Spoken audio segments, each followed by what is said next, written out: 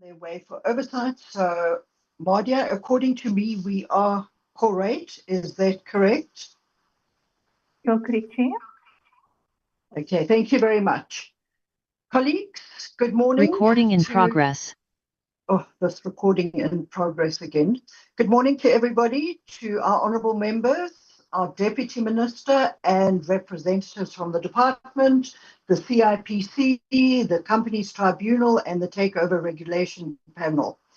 Colleagues, allow me, before we begin, to extend a warm welcome to our newly appointed Deputy Minister, John Steenhuisen, who will be leading the Department's delegation today.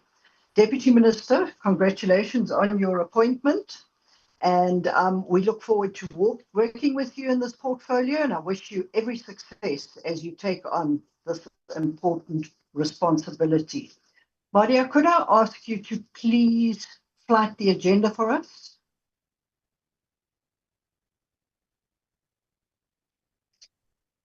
Colleagues, for those on the platform, the agenda has been flighted. We have briefings the CIPC today, the Companies Tribunal, and the Takeover Regulation Panel on its 26-27 annual performance plans. And then we're going to consider and adopt the Gauteng Oversight Report, and then consideration and adoption of minutes. Could I, by show of hands, get a proposer and a seconder for the agenda? Honourable Modise. Good morning, Chair. I move for the adoption of the agenda as presented. Thanks. Thank you very much. Let's see who else is going to put up their hand. I don't see any. Okay, Honourable Farmer. Good morning, Chair. Good morning, honourable members. Chair, I second for the adoption. I would also like to inform you, Chair, that I am picked up by my transport at exactly 12 o'clock for the airport. So I will just have to leave the meeting by then if we are still on. Thank you, Chair. So noted, Honourable Farmer. I know about Honourable Modise's oversight to the Northwest, so I will keep that in mind.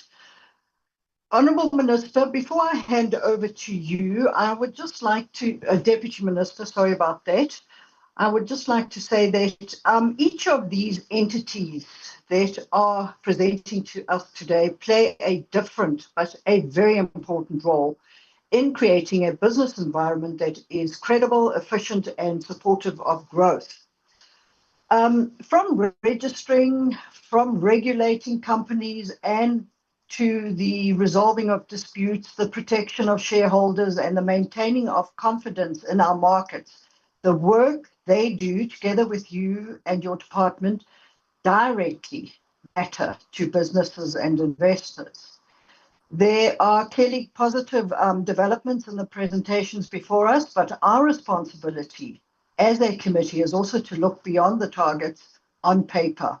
We really need to understand whether the budgets are being used effectively, whether vacancies are affecting delivery, and whether the business and investors you serve are actually experiencing the benefit of the work being done.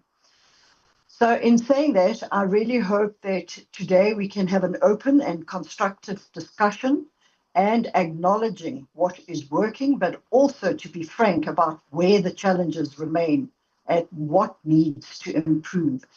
And in saying that, I would like us to proceed with the business of the committee.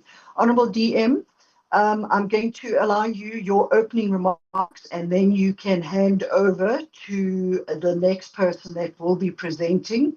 Your department is also more than welcome to come in. I do not know if DG Hamilton is on the platform, because he did say he might have to be with a PC today. But whoever in the department would like to come in on any of the presentations, they're more than welcome. And then again to the leadership and officials of CPIC, the Companies Tribunal and the Takeover Regulation Panel, welcome and thank you for joining us. Over to you, DM. Thank you very much, Madam Chair, and greetings to both officials, presenters, and of course the honourable members of the Select Committee. Chairperson, let me extend my gratitude for your very kind words of welcome. Obviously, I look greatly forward to working with this select committee. I see there's some familiar faces from a previous incarnation that I served in, and it's great to see them, but obviously some new faces that I look forward to getting to know. Chairperson, I think that your opening comments were absolutely spot on, that it's our main job in South Africa to provide a business environment that is conducive for growth and expansion, and also to ensure that we have the regulatory guardrails in place to prevent abuse and any negative activities arising from that. Having been through my baptism of fire now in the DTRC, it has been incredibly eye-opening to see just how much work is done in the DTRC and just how many entities report into it. Today, Chairperson, as per the committee's request, we'll be dealing with the CIPC, the CT and the TRP, and obviously, as you've said, all very important players in building that business ecosystem in South Africa to ensure that we have a level playing field and that we can expand and grow. Joining me from the department today, the DG may be in and out. He's got the SADC IMC on, as well as a portfolio committee. We've got Ms. Nomtumbi Matomela, who's the Chief Director of Operations, Irene Ramafola, who's the CFO. From the CIPC, the Commissioner Rory Voller will be doing the presentation, and he's obviously joined by Mr. Mohammed Jassat, the CFO, and Ms. Lindley Peters, who's the advisor to the Commissioner, who will be undertaking the first presentation with the Select Committee this morning. Thereafter, as we move to the company's tribunal, we'll be joined by Dr. Minatong Mongalo, who's the Deputy Chairperson, Irene Matato, who's the Acting Chief Operations Officer, who will be doing the projecting, and Selby Magwasha, who is the Registrar. Then to the TRP, we will be joined by Zano Nduli, who's the Deputy Executive Director and the Acting Executive Director. Chairperson, we obviously look forward to a positive engagement and constructive engagement with the Select Committee this morning. And without further ado, because I know that everyone is on a tight schedule, I think we should proceed to the presentation. Thank you very much for the opportunity.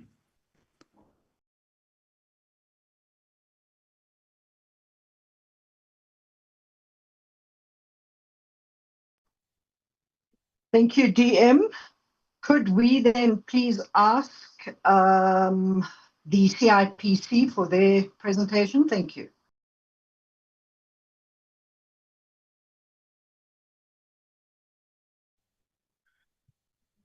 Good morning, Honourable Chair and Honourable Members, and good morning to the Deputy Minister, Steer Nathan. I'd like to first just thank you all for the opportunity to present this morning. We really look forward to positive engagement. I have been given strict marching orders this morning, Chair, from the Secretariat to watch my time. I have a bit of a habit of presenting a bit too long.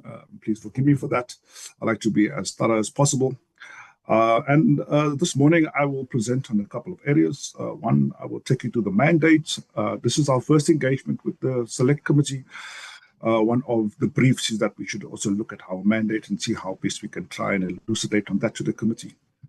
We also will obviously deal with some areas around our performance, and most importantly, what is ahead in terms of our APP deliverables. As the Deputy Minister did state, I do have our CFO on board, Mr. Jassat, and I have my advisor in my office, Mr. Lindley Peters, who's flighting the presentation as we speak. So I will dive right into it. So the first thing is that we were established way back now in 2011. This year celebrating our 15th year of existence. We have a bit of a calendar of events that we want to flight in terms of also our accomplishments and our performance. But we were the old CIPRO, basically the Companies and Intellectual Property Registration Office, who then changed our mandate with the changing of the Companies Act into what is now called the CIPC. Reason being is that we also got an additional mandate of regulation and enforcement and compliance. And therefore, we see ourselves not only as a registrar of companies, but a fully fledged regulator of company law as well as intellectual property law. Many people just know us for the work that we do on the company side, Honorable Chair and members, but we do much more than that. We do have the largest volume area being the company registration side. We do approximately 500,000 new companies on an annual basis. We are quite an automated institution. We do probably 90% of those companies within one day of also in other areas. We're also very much involved in the area around business rescue, and we also deal with issues around intellectual property. We do patents, trademark, design, and copyright. We maintain those registers, and we also preparing ourselves for what is called substantive search and examination of patents going forward. When the law changes, we will be ready to undertake those. I'll get into a little bit later also what we've been doing around the beneficial ownership aspect, what we regarded as being part of the Financial Action Task Force peer review mechanisms. We do know that South Africa was grey listed. CIPC was responsible for what is called the undertaking of a beneficial ownership register, and we're undertaking that fully, which moved us out of the grey listing as well. We play a large part in trying to educate the length and breadth of South Africa. It is a large part of our undertaking to make sure that citizens of the country are very often aware of the areas and responsibilities as far as registration, regulation, maintenance, compliance, and making sure that we have a good corporate governance culture in the country. And we play advisory to the minister as well. Everyone? Next slide. So as far as our strategic direction is concerned, we want to be a world-class modern regulator. We benchmark our services against some of the best in the world. Not only do we deal with the aspects of efficiency, but quality of service is very important to us, to all the citizens. And therefore, we as part of our vision, is that we want to be a world-class regulator. We also want to add value-added services. We just don't want to register, but we also want to have other aspects related to how do we use our data effectively, how do we make sure that as part of the TTIC family, we're able to collaborate effectively in order to meet the goals of economic growth and job creation in the country. And I'll come to that, what we're doing as far as our APP is concerned. So we regulate the business environment, foster good governance as our mission. Something that's vitally important is the protection and commercialization of innovation. As I'm sitting here today, I'm also at a IP enforcement workshop with a number of players in the IP enforcement space, dealing with the scourge of counterfeiting goods and the illicit economy.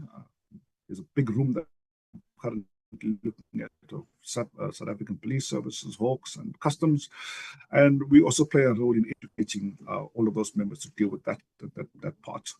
And ease of doing business is vitally important. I think your opening comments were around that, Honourable Chair, about how do we have oversight in making sure that we have a qualitative service, but ease of service and a simple service to make sure that South Africans are able to register effectively, to maintain their businesses effectively and their intellectual property rights and education awareness. So all of it is impactful. So we want to have a well-regulated environment. We want to have compliance. Very important to me also is that CIPC is a driver and fostering of innovation. We look at youth and SME development as far as that is concerned. Just yesterday, we were also hosting the event for intellectual property and women. We want to see many of that coming into the mainstream. And therefore, we want to drive a lot of inclusive growth in the sector. They can move on. So as part of our focus areas, we don't only see ourselves as a registrar or as the regulator, but we think that our area of responsibility also goes beyond what would be traditionally be our core mandate. So in terms of a world-class modern regulator, our focus areas and our outcomes will be that we make sure that we have continue improving on our mandate. We have some workplace readiness programs that I will discuss in our APP. We continue to move forward as far as making it easy for South Africans to have platforms to register, platforms to increase stakeholder satisfaction. And we play a big role as far as bringing multiple players in the business environment ecosystem in order for us to have a collaboration model. We see that works fine as far as like a one-stop shop type of environment. You would know that many years ago, for example, we developed something called the Biz Portal. It was a flagship product that was used and is still used in order for South Africans to have one area where they can deal with a multitude of services relating to their businesses, not just the CIPC services, but it goes into the private sector like business bank accounts and the like, and domain names for websites, something that we see growing and enhancing as time goes by. We also want to look at improving transparency of our services to make sure that our processes and our timeframes continually improve in this environment. We do understand that we have, as time goes by, we have a new entrance into the market, younger people who prefer instantaneous services, and many of our focus areas as far as our automation drive is concerned is looking at how do we enhance that. Our focus area 2 is ease of doing business, as I've stated. So we try to reduce the compliance burdens by using our data effectively, by enhancing our data services, and making sure that we are not a bureaucratic organization, but to reduce administration when it comes to how do you deal with the CIPC and its multitude of stakeholders. As we said, access is vitally important. We've got something called a multi-channel approach. Multi-channel means that we don't only use our online services, but we have a presence in the provinces as well through our provincial partners or our own offices. We also have mobile services, online presence, but also we go the lint and print to educate South Africans as far as that is concerned. When it comes to focus area 3, we look at investor confidence. This is much work that we do in enforcement space. I've got a big enforcement wing, making sure that there were complaints, whether it's directors or shareholders, we are able to tackle that, and we're able to provide a service to make the playing field one whereby we have enhanced corporate governance in the country. As I said, we collaborate a lot with industrial parks, providing our services to those areas. And we like to think of ourselves now currently in terms of enforcement strategy that we just developed in the last couple of months to be more proactive and not just wait for certain complaints to hit our desk, but to go out and deal with the media that we see, enhance areas around how do we work with professional bodies in order to understand their needs, and also to make sure that we're able to capacitize them through our processes. We also work very, very strongly with the South African prosecuting services or the South African Police Service to deal with areas around corporate governance failures or scandals related to that. Our focus area 4 is making sure that we support third-party decision-making, and this is a big data project that we have. We like to secure our data. We must have applications whereby we have analytics related to our data and statistical means to make decision-making or policy decision-making. So we've got a big project currently in the CIPC, which is bearing some fruit as we speak, in order to make sure that not only are we seen as this registrar, but also one that adds value to the South African community by the wealth of data that we currently hold and host at the CIPC. So we want to share that data. We want to have a cross-triangulation of the data. It helps with our beneficial ownership and making sure that we remain a compliant jurisdiction when it comes to the issues around financial reporting, and we are able to make sure that we enhance that particular system. We can move on. Okay. So as we were mentioning our 15-year timeline, I just wanted to give a bit of a snapshot of where we've come from. So we were formed in 2011, as I said, 15 years ago. We started our digital journey in 2012, and we've been on this continuous improvement journey for many, many years ago. So our journey is one of inclusive and rapid automation, but also we try to remain a governed institution. I'm happy to state, Honourable Chair and Honourable Members, that we got our first clean audits in 2016, and we've just hit our 10th clean audit. So we've got a decade of clean audits. And we've also had, as part of our audit cycle, we've also had a 95% audited performance by the Auditor General this last financial year. So we've been moved on into many areas about our engagement. We've enhanced our engagement with various stakeholders to make sure that they're able to collaborate effectively to provide the one-stop shop service, but also the utilization of where we go to and working very closely with professional bodies and other regulators and other government departments. We were quite pandemic resilient. We'll speak about that. Our beneficial ownership is big in our space now currently. We will be going through a peer review as a country. Just to state to the committee is that Coming out of the grey listing was step number one. Step number two is something that we're currently involved in as what we call the IMC Interministerial Committee on grey listing, is that we need to remain out of the grey list, and we're going through a whole peer review session now, which will culminate in the report in 2027. So we don't have to rest on our laurels. We have to keep moving as far as that is concerned. Can I move forward, Lindy? Our journey continues as far as some of the areas. We don't have cash at CIPC, for example. We use payment systems. We partner very well with the banks. We still have a great partnership with the banks. They provide registration services to the banks, similar to what they do in Home Affairs. When Home Affairs were dealing with the issue around now, you can go in and get an ID and a passport to the banking system. We've been doing it quite very long time. In 2013, we started, and banks still supply those particular services to the citizens of the country. We've got biometrics. We've partnered with the JC, and we continue to partner with reputation building institutions. We've added additional services. You can do a PE certificate. It's not our mandate, but you'll be able to do it on our platforms.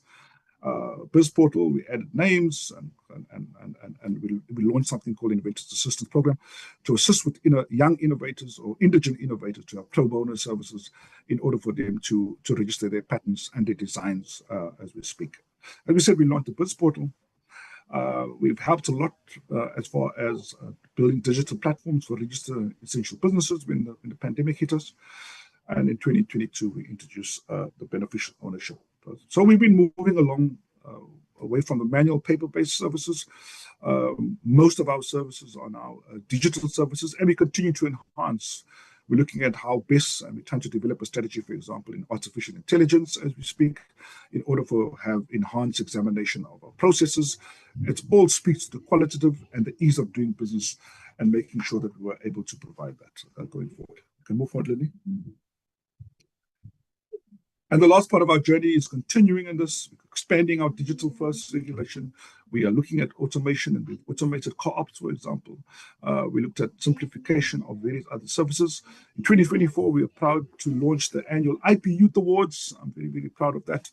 In our first iteration of that awards, we had just under 300 applicants from across the length and breadth of South Africa who applied for those awards. In the last one we had now in 2026, we've got 800. So we see it expanding, and this is encouraging to see the level of innovation that is happening in the country amongst young people, and the level of uptake in the utilization and usage of the intellectual property system.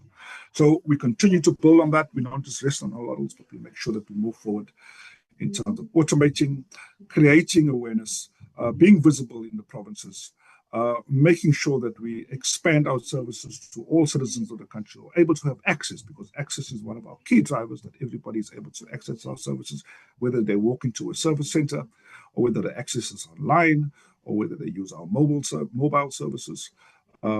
Access is definitely one of the core values that we espouse to at this CIPC. Can move on, Lindy. So as far as our structure is concerned, we are divided into 3 programs, and the various executives look after those 3 programs. The first program is Service Delivery and Access. I think I was mentioning it in the previous slide. We build institutional capacity, making all South Africans have access to our services. We make our processes simple, quick, and we have a qualitative nature to it. And so we have a whole lot of programs in our IT departments and our corporate services environment dedicated to that particular area of service delivery and access. CIPC is a highly automated, highly digitized environment. I have probably about 80 people just working in my IT department, and every single day they're just working flat out and making sure that we're able to automate, we are able to digitize, we are able to improve on those services, able to provide data across the landscape, making sure that our services are secure. You know that 2 years ago, we had a very big hit on our services as far as hacking is concerned. We've managed to control that environment by making sure we secure it. It's a large spend for me in terms of my budget as well. But as we read the news on a daily basis, it seems to be the scourge that is going on globally. But we remain vigilant as far as that is concerned. Program 2 is Innovation and Creativity, basically our intellectual property program. We provide IP protection services through the registration, but we also deal with the aspect of enforcement. The area that we also want to see growing is how does one commercialize intellectual property. You can have the best innovation, you can have the best intellectual property, but if you don't commercialize that, then it's not going to be seen to be used in industry and used by citizens at large. So we want to grow local innovation.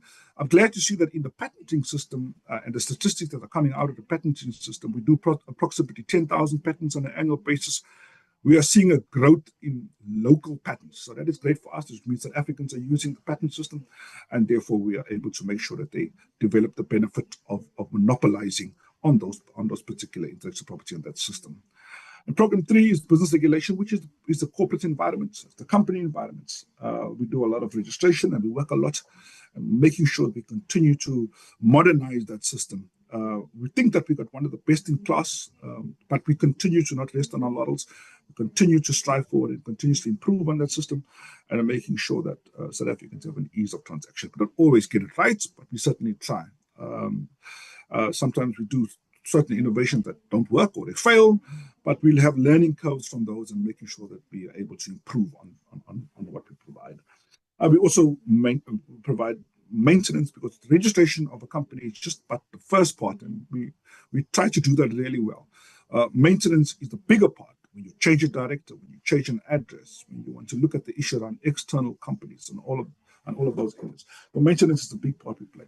And the third leg of that is enforcement and compliance, making sure that we are able to regulate effectively and is active enforcement on our mandate.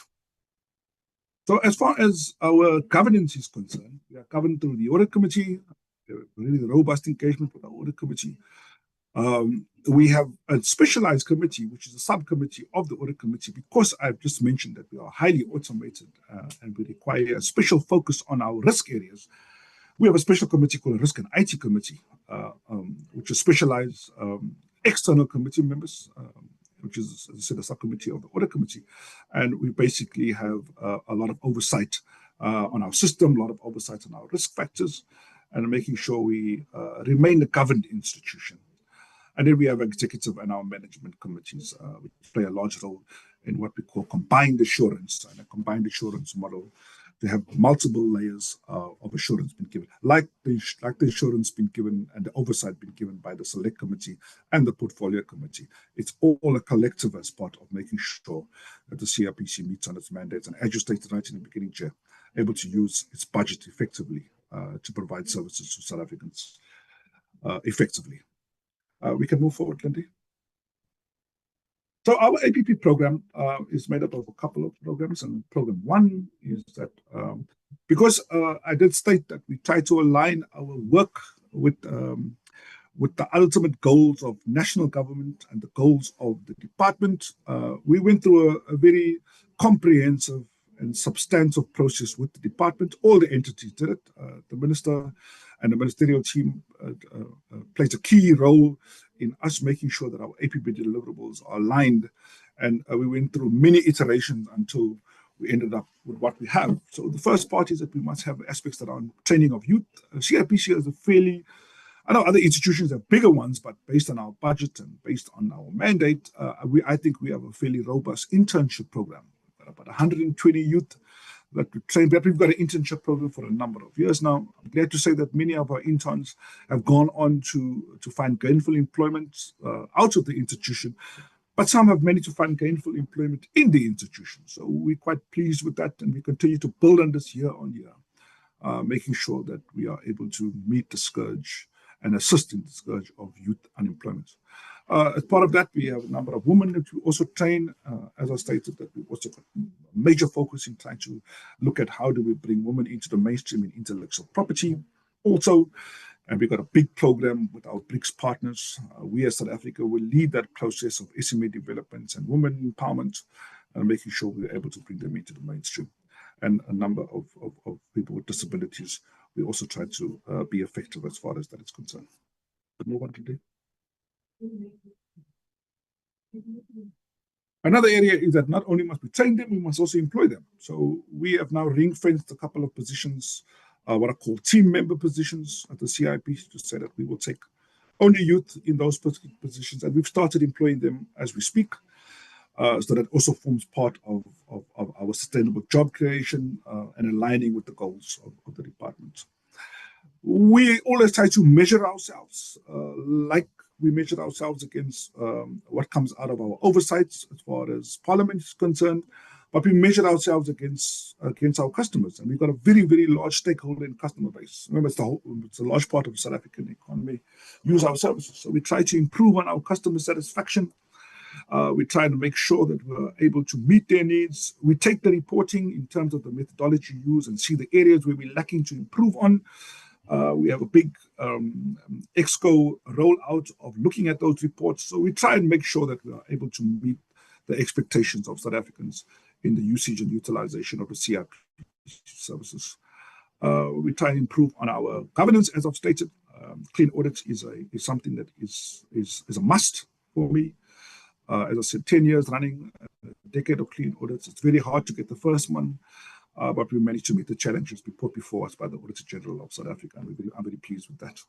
I always say this to the institution, is that because we are one of the custodians of corporate governance in the country, we have to be governed ourselves, and therefore watching our budget, watching our risk factors, watching our issues around how do we deal with areas that require control and mitigation.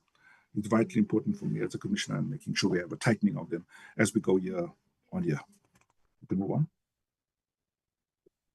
Some of the other APP deliverables is continue to move forward on our automation processes. As I said, that a process that we automated, for example, 5 years ago, might lose some of its benefit and quality going forward. So we continue to bring on stream new services, or we also improve on services. Technology also changes very, very rapidly, and therefore we're able to take best in class. As I said, I used artificial intelligence earlier. We use some machine learning, and we use some big data projects, massive data projects at CIPC currently, in order to make sure that people receive the benefit of the data that we hold and receive the benefit of automation, and making sure that our processes are aligned to what their goals are. We also have FATF with the Financial Action Task Force. I think I've mentioned quite a bit of that now. I don't go into too much, but that is about our beneficial ownership, and we're enhancing on those, looking at, for example, complex structures where people have holding companies and a multitude of companies under the holding company. We can't tell who, and they have trust, and they have a multitude of other structures, and we can't tell who the warm bodies are. Trying to unravel that is something that we are required to do as part of our mutual evaluation process, because we need to get to the person who's ultimately in control, those who receive the benefit of that particular entity. And that is something that we're doing as far as our enhancement of our services is concerned. We want to pay our suppliers. That is something that the minister put before us and say, please enhance that. Small businesses required to be paid, and therefore make sure that you pay them within the time frame. And we want to improve on our BEE compliance status.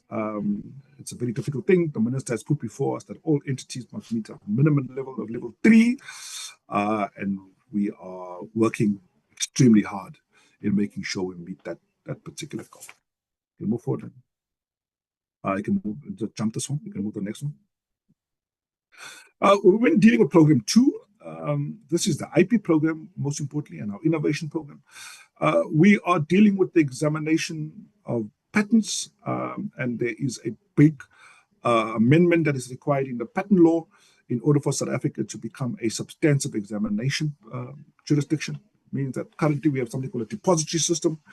It does not seem to be effective in a development and a developing state as South Africa is concerned, and therefore we are training many examiners, and we've trained many examiners in order to make sure that when that law is amended, we are able to jump in headfirst in order for them to examine. But we have something called experiential learning for the examiners that we have.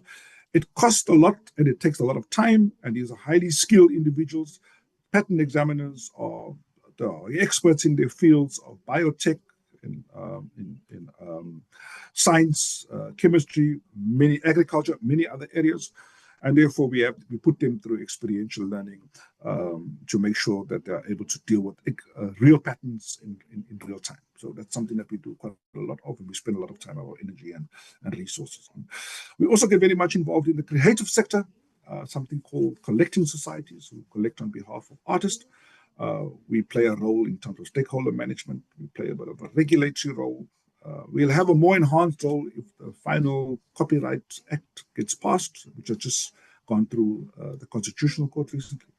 And we are able to make sure that money flows to artists. We deal with distribution accounts for those artists, and we deal with these collecting societies quite effectively. We can move forward. We also deal with the issue of IP enforcement and IP awareness. We train in people, workshops in terms of. Thank you very much. I'm going to wrap up effectively, and as it said, now we are able to effectively deal with all of them. Then you can move forward. I have 5 minutes. I have to go through. I've got quite a number of slides until we get the budget. Go forward. You can move forward. I think that's our work. So this is some of the work that we do in the provinces. Members can also just read it for themselves. But we have massive outreaches, not only in the companies, but also in the cooperative space, but also in the IP space. As I said, we grow the SME sector in all of these areas. Our education wing is a fairly robust one. We've got fairly robust targets that we want to meet. And we are able to be present whenever a province calls us. I know that we're dealing with a select committee in the NCLP, but we work very closely with industrial development institutions in the provinces, and we have massive amounts of education activities, and we're more open to embracing even more as far as members is concerned. And we're able to use all our services and our knowledge and our education activity in order for us to grow the corporate sector and to grow the cooperative sector and to grow the intellectual property sector. So as far as program 3, I'll just touch on this. I won't go through every single part, but this is our outreach program, as I've stated. It's our investigation and regulatory capacity. It's our enforcement work that we do. It's our making sure that our strategy is enhanced and effective when it comes to dealing with, for example, counterfeiting or corporate governance failures. And we are able to make sure that we have fully trained and impactful investigators and enforcement. We can move forward. We also do a number of work in, for example, the business registry space. I'm sure you might have read a number of articles in the newspaper, but we license business registry practitioners, or we remove them. We work alongside them in order to enhance the area and transform it. And we also make sure that there are relevant legislative changes in the law in order to make that more impactful and more relevant to what we see in the market. Can move forward. So this is what we do as far as intellectual property outreach is concerned. A number of activities have been undertaken. A number of enforcement activities have been undertaken, and making sure that we were able to go out into industry or into communities in order for them to understand the work that we do and to assist them on their journey of being entrepreneurs. You can move forward. I think we're almost at the closure. I'll meet your 5-minute break. I'll just have to hand over to the CFO quickly, and that will be the last few slides. CFO. Thank you, Commissioner. Good morning to the committee. I will take my cue from the Commissioner and try to be as short as possible. We have put in the MTF, revenue and expenditure amounts for the medium term. CIPC is self-funded, and due to it being self-funded, we are not directly impacted by Treasury budget reductions. However, where CIPC gets affected directly is due to downturns in the economy. With that being said, our baseline for 2026-27, we have a revenue of 875 million going up to 922 million rand in the 29-20-30 year, with our expenditure at 798 million going up to 889 million rand. For the medium term CIPC, we have a surplus budgeted in the medium term expenditure. Our revenue is expected to grow. We normally try to budget very prudently for revenue in order to ensure that whatever revenue we do collect will cover our operating expenditure. Together with that, we try to budget adequately for expenditure in our MTF in order to ensure that whatever revenue we budget for will cover the expenditure that we incur over the medium term. If we can go to the next slide, thank you. The next slide brings into context our programs, the 3 programs which were spoken about by the Commissioner. As you can see, our program 1, the admin program, is the highest expenditure program. That consists of our employee costs together with the highest expenditure line item in our expenditure, which is our ICT, thereby having the highest percentage of expenditure. Business regulation and reputation being the second highest, and then innovation and creativity being the third highest. As we can see, we still have, through the medium term, revenue. Our last slide basically reflects our 26-27 budget and the spend on the budget. Lindy, thank you. So we can see that about 57% of our budget goes to compensation of employees, with our second largest line item being our consultants, and ICT expenditure, mostly consisting of ICT expenditure at 155 million, accounting for 18% of our expenditure. Together with that, as noted by the Commissioner, our drive in automation can be seen through our capital budget, 50 million rand budgeted for capital expenditure in the 26-27 financial year. And this budget, capital budget, continues throughout our medium term in order to drive our automation and to try to make it try to make services more automated over the medium term. I think that brings me to the end of the presentation. Can I hand back to the Commissioner? Thank you. So thank you very much, Honourable Chair and Honourable Members, and to the DM. That is a presentation from us. We're more than happy to take any questions. Yeah, thank you very much. Thank you, Commissioner. Questions will come after all the presentations have been done. Before I hand over to the company tribunal, can I just ask that if you are sitting in a room with other people, please ask those people to move out if they are speaking, because it disturbs us in trying to catch what the presenter is saying. Thank you. Over to the company tribunal. Honorable Chairperson, honorable members of the Select Committee, the representatives of the DTIC and colleagues, good morning. My name is Dr. Mainatong Mualo. I am the Deputy Chairperson of the Companies Tribunal. We are going to handle our presentation.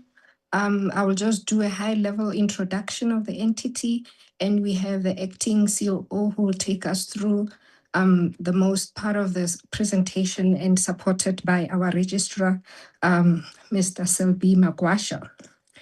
The Companies Tribunal is an independent adjudicative body that has been established in terms of the Companies Act. It is forming part of the framework supporting the regulation of companies and ensuring that the Companies Act is effectively implemented. The tribunal mandate includes adjudicating applications and disputes falling within our statutory mandate, and we ensure that we facilitate dispute resolution in issuing administrative orders to matters that have been assigned to the tribunal in terms of the Act. And through this facilitation and function that we are executing, our main function is to ensure that all the company law related matters that we have jurisdiction over contribute to accessible and efficient cost-effective dispute resolution, and ensuring that company law is implemented and corporate governance is improved. And one of the biggest strategic function that we fulfill is to ensure that we improve access to justice, because the services that we provide to our clients are free of charge currently, because we recognize that not everybody is able to afford the enforcement of their rights through the court system. And in terms of the contribution to the economy, we aim to ensure that when disputes are resolved speedily and efficiently, companies are not stuck in legal dispute, and therefore that frees them to run the business in the interest of the entity. And that being said, I would like to introduce our acting COO to take us through the rest of the presentation, Ms. Irene Matatu. Thank you. Thank you, Deputy Chairperson. Okay, I'm still trying to figure out the full screen here. Keep in mind, you have until 11:05. Okay, thank you, Chair. Okay, I will proceed with the presentation. Thank you. The Deputy Chair has already touched on the mandate of the Companies Tribunal. I will briefly touch on that we have been established in terms of the Companies Act. Section 193 is the one that established the Companies Tribunal, and we started operating in 2011. One of the reason for our existence, as the Deputy Chair has mentioned, is to resolve company-related disputes speedily at no cost to the parties. This is to ensure that we create a conducive environment for small and medium-sized business to thrive, to make sure that the disputes do not hold the business to continue operating. And as a tribunal, we resolve our dispute in a fair, transparent, and impartial manner. The Companies Tribunal, in terms of our governance structure, we only have two programs, which is adjudication and administration. The Minister of the DTIC appoints the tribunal members, who are the ones who are responsible for carrying out the core function of the organization, reporting to the chairperson. And we have currently 14 part-time members, and this is inclusive of the 5 retired judges. Our chairperson currently is Judge Dennis Davis, supported by the deputy chairperson, as she has introduced herself. The other program is administration, and this one currently we've got 22 employees. This is inclusive of the 7 interns. The COO currently is the head of operation, supported by the CFO and other senior managers. In line with the PFMA, because we are a Schedule 3A entity, the chairperson of the tribunal is the accounting authority, and the minister of the DTIC is our executive authority. And in terms of the oversight committee, as the tribunal, we've got the 3 governance bodies: the Audit and Risk Committee, consisting of independent members; the Human Resource and Remuneration Committee, also consisting of independent members; the ICT, and the last one is the ICT Steering Committee.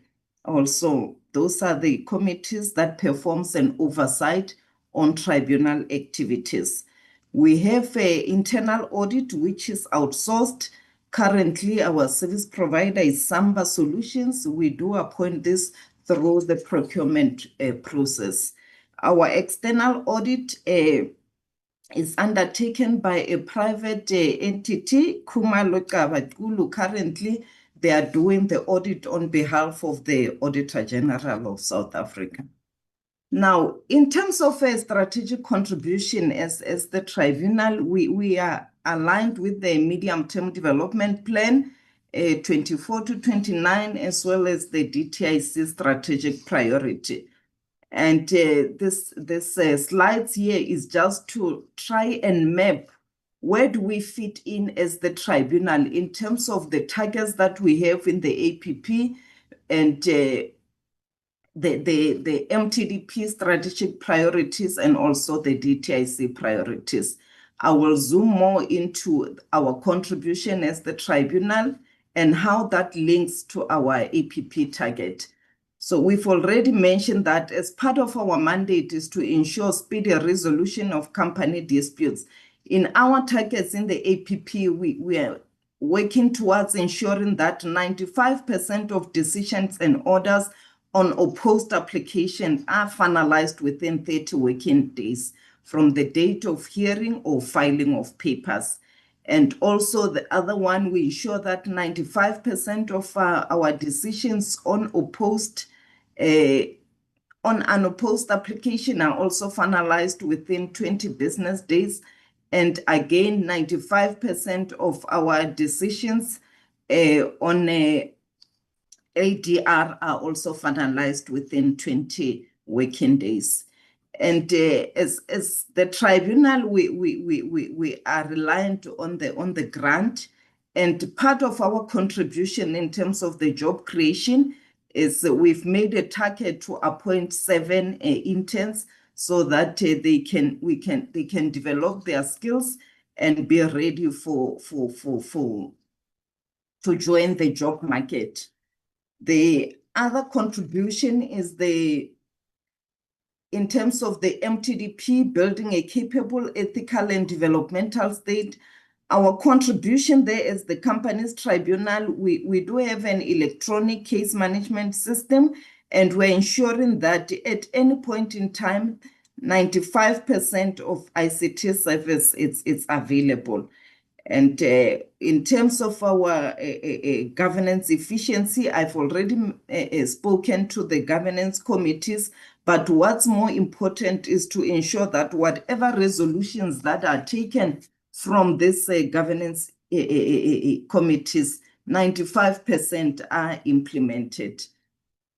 And in terms of driving the business process improvements, part of our KPA in targets in the APP is to ensure that 95% of our suppliers are paid within 20 business days and also spend 95% of our budget.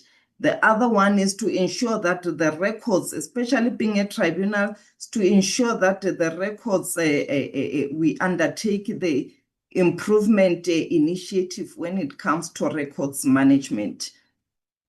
And we also ensure that the organization is fully capacitated by ensuring that suitable and competent staff are employed. On that basis, because of a small organizational structure, we ensure that 85% of our funded positions are filled, and also employees do undertake the necessary competency initiatives. That's one of the targets also that we have. And in terms of the transformation and the SMME promotion, we've got a target of ensuring that 90% of our procurements are from the designated groups in terms of the BBBE Act. And one of the targets also is to ensure that we achieve level 3 BEE compliant contribution. The last one in terms of where we align with the MTDP strategic priority is to reduce poverty and tackle the high cost of living. On that one, as the tribunal, we always ensure that we look at how the Act can areas of amendment to ensure that there is ease of doing business.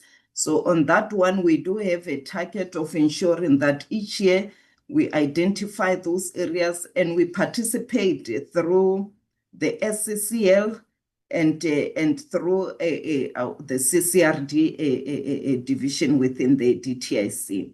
The other thing, we ensure that we undertake the advocacy services to reach out to as many stakeholders as possible.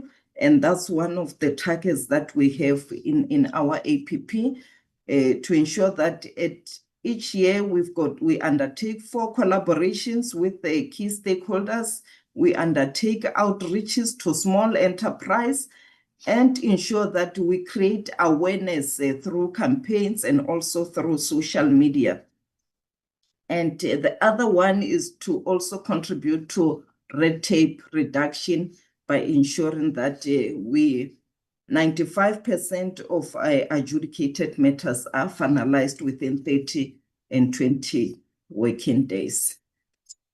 Now, as a tribunal, our main contribution is to ensure that there is effective and efficient resolution of company disputes, and this enhances investors' confidence in the country's justice system.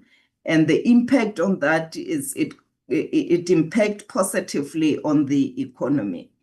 The speedy resolution that we've spoken about, the 95% of cases being finalized within 30 and working days, also enables business access to justice and contribute to economic growth, because the business are likely to remain in business. And because as a tribunal, we are an alternative to courts, the tribunal decisions are delivered speedily and for free, and that minimizes disruptions to the operations of the businesses and also reduce the red tape reduction. And as a quasi-judicial body, it is not necessary for the parties to be legally represented, and that also assists the businesses with minimizing the financial burdens. Part of our targets in the APP that I have already touched on, the slides here, is to show over the MTEF period how do we plan to ensure that we are able to render our service effectively and efficiently. The first part is the adjudication program. And over the years, there is a slight increase in terms of the times that it will take for the tribunal to attend to adjudication matters. I've spoken to 95% in 26-27. We will move to 96 in 27-28 and 98% in 28-29. This is just a slight improvement. It depends also, we will be monitoring throughout how are we doing. And also we came up with a new target here to measure the customer satisfaction. So we will be undertaking this as part of the APP targets. We will undertake the customer satisfaction outcome just to analyze the impact and if whether, is our stakeholders or rather our clients, how are they benefiting from our services. The second program, which is administration, we are also measuring the number of applications, the increase in the number of applications received. So the percentage, we are increasing slightly over the MTEF period.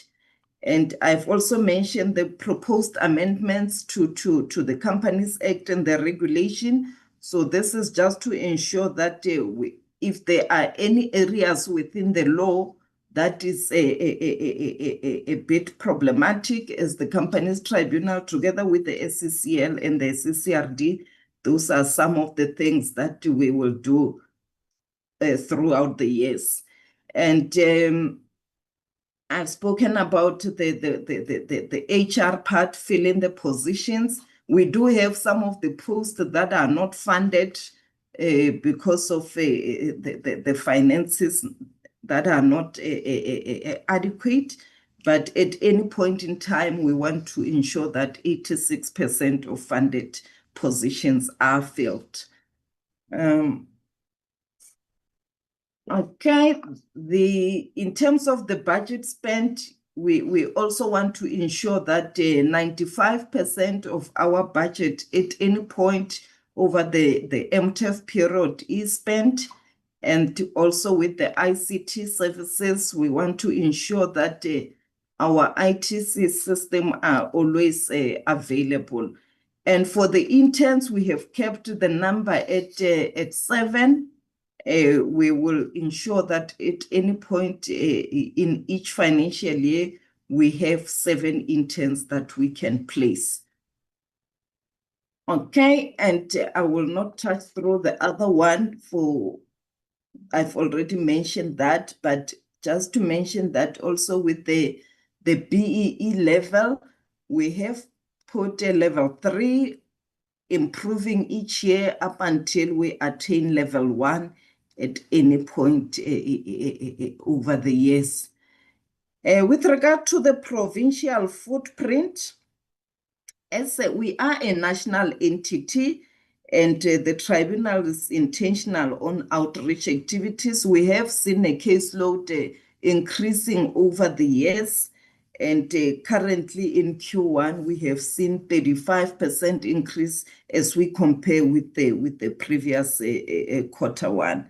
So the slide here shows the demographic breakdown in terms of the cases per province for the quarter one of this financial year. So majority of the cases they are coming from Gauteng. That is the main economic hub for where a lot of our cases comes from Gauteng, followed by the Western Cape.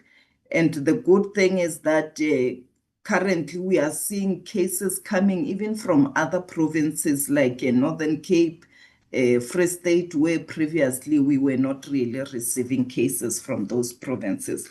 So that shows that at least our marketing initiatives are starting to pay off. In terms of the budget, I have already mentioned that we are 100% dependent on the grant.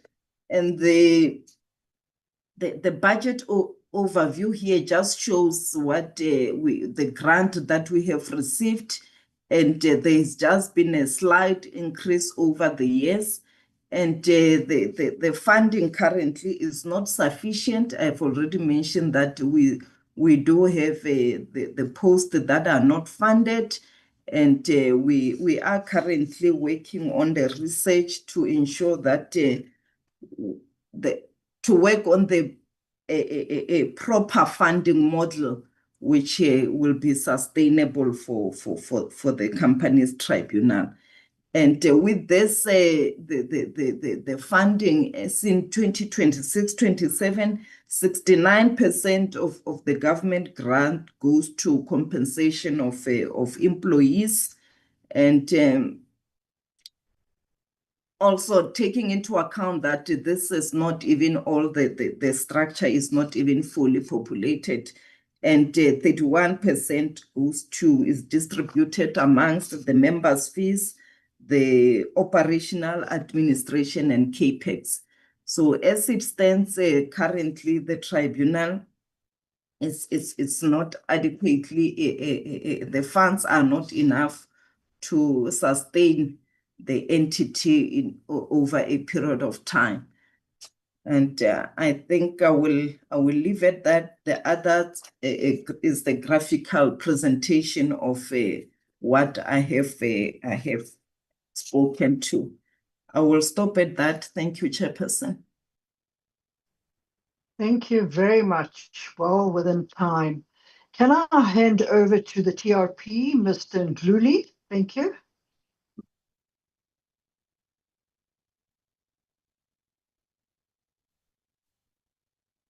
Thank you, Chairperson. Sorry, I was trying to unmute myself. I'll try and see if I can present, Chair. Is the presentation visible, Chair? Yes, thank you. Okay. Thanks again, Chairperson, and good morning to you and the honorable members. As indicated earlier by the DM, my name is Zano Nduli. I'm the Deputy Executive Director of the Takeover Regulation Panel and its acting executive head.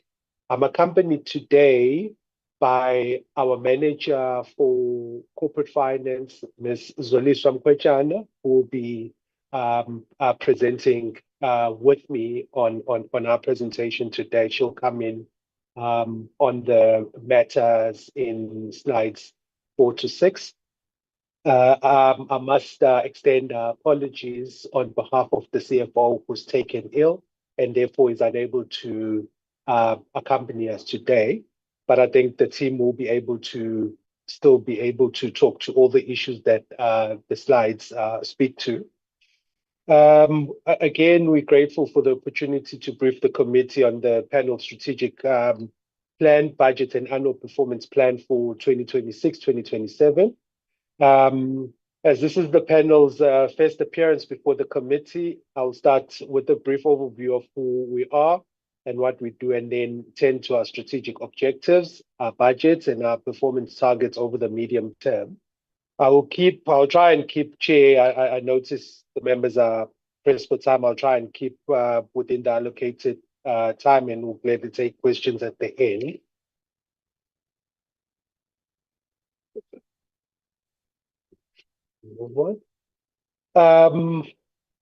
On the question of who we are, the panel is a small but strategically important regulator.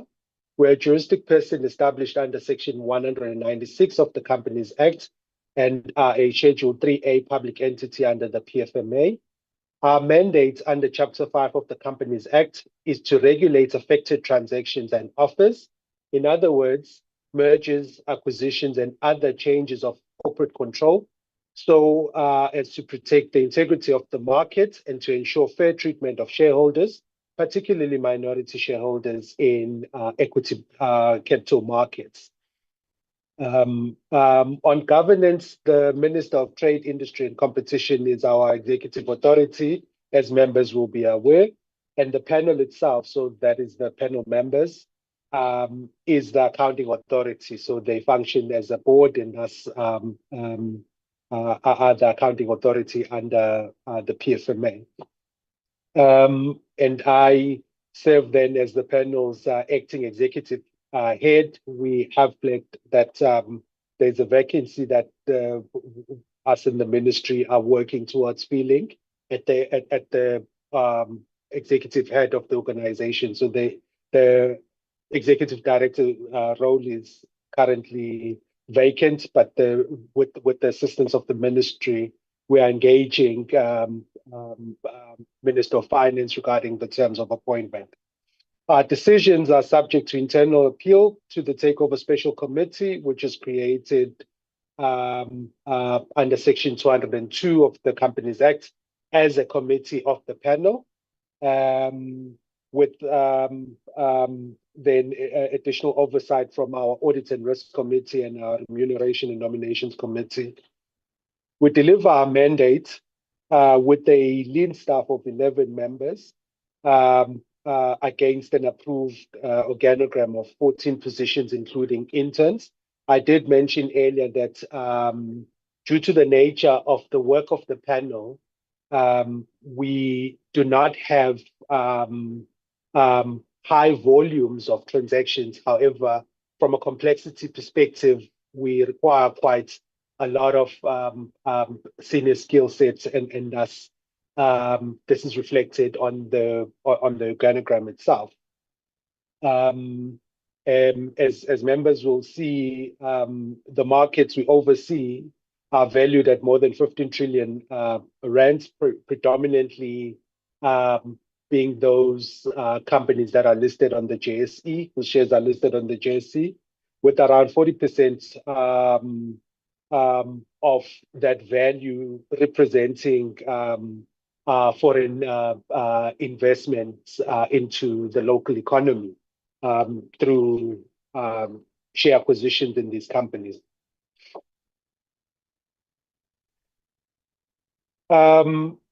From a strategic plan and targets perspective, our strategic intent is captured in one sort of impact statement, which is enhanced investor confidence and market integrity.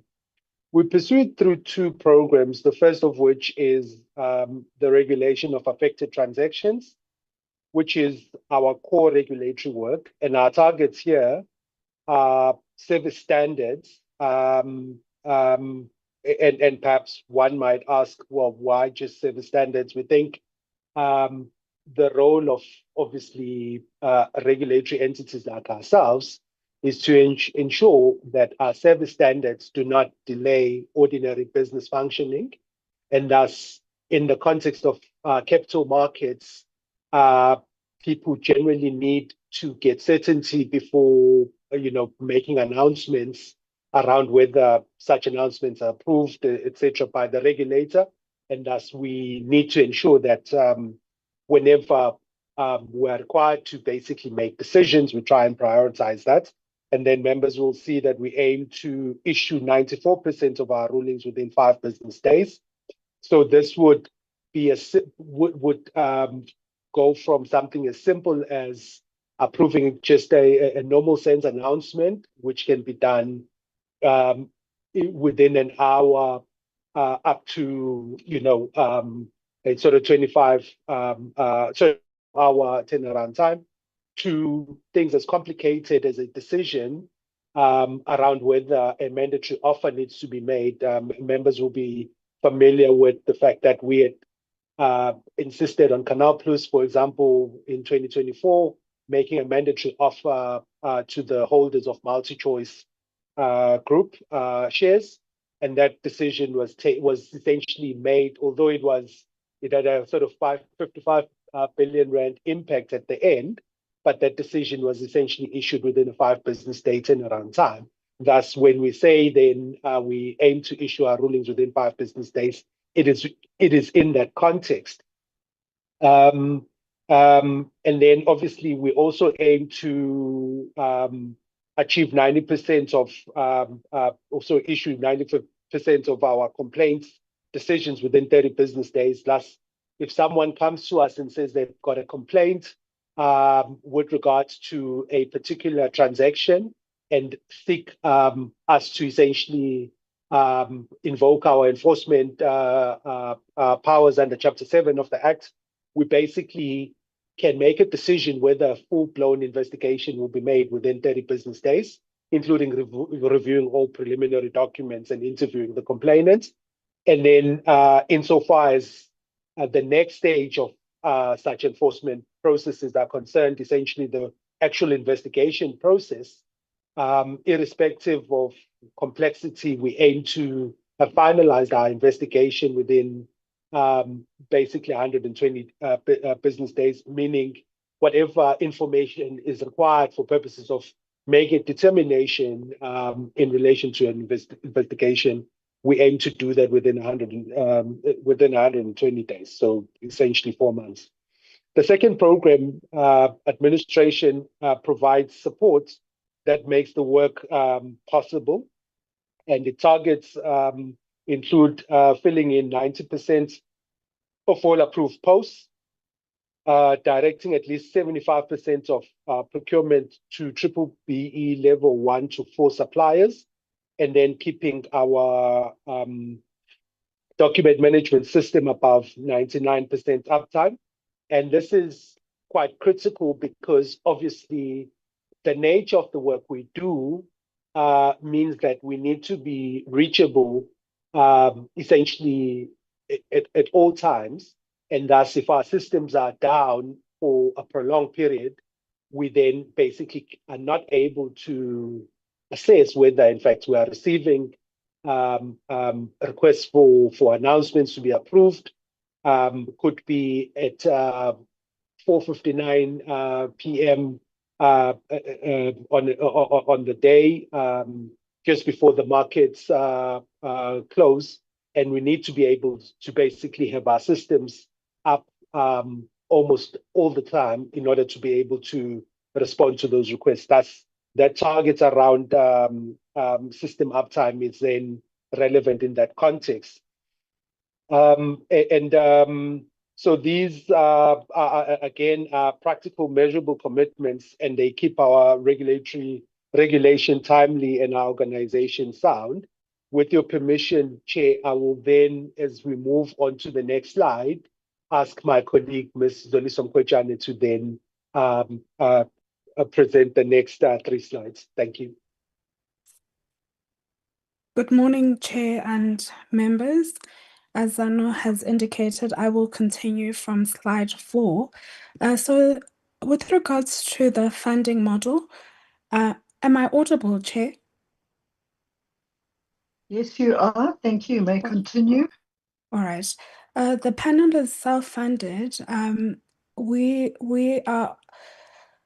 are funded, we entirely self-funded. We haven't received any transfer or neither are we allocated any funds from Fiscus. Our income comes from 3 sources under Section 210 of the Act. So we charge a surcharge fee, which is based on listing fees. So currently, there are 2 active exchanges in South Africa, namely the Johannesburg Stock Exchange and the Cape Town Stock Exchange. We then charge fees for the regulation of affected transaction. And then lastly, we earn interest on our reserves, so our strategic reserves, which are invested with the Reserve Bank. They then fund about 25% of our expenditure, between 25 to 33% of our expenditure on a yearly basis. For the current financial period ending 31st of March 2027, the budgeted expenditure is about 36.8 million. And as is customary for a professional services entity, which the regulator takes after, 20.9 million of our expenditure goes towards compensation of employees, as Zano indicated earlier on, which will be clear in our organogram as well, that the panel does enlist services of quite senior people. Then 15.8 million goes towards us goods and services. We operate we do regulate the entire country, but our office is located in Joburg. We have no other offices in the country. However, we are able to regulate the entire republic. Moving on to slide number 5.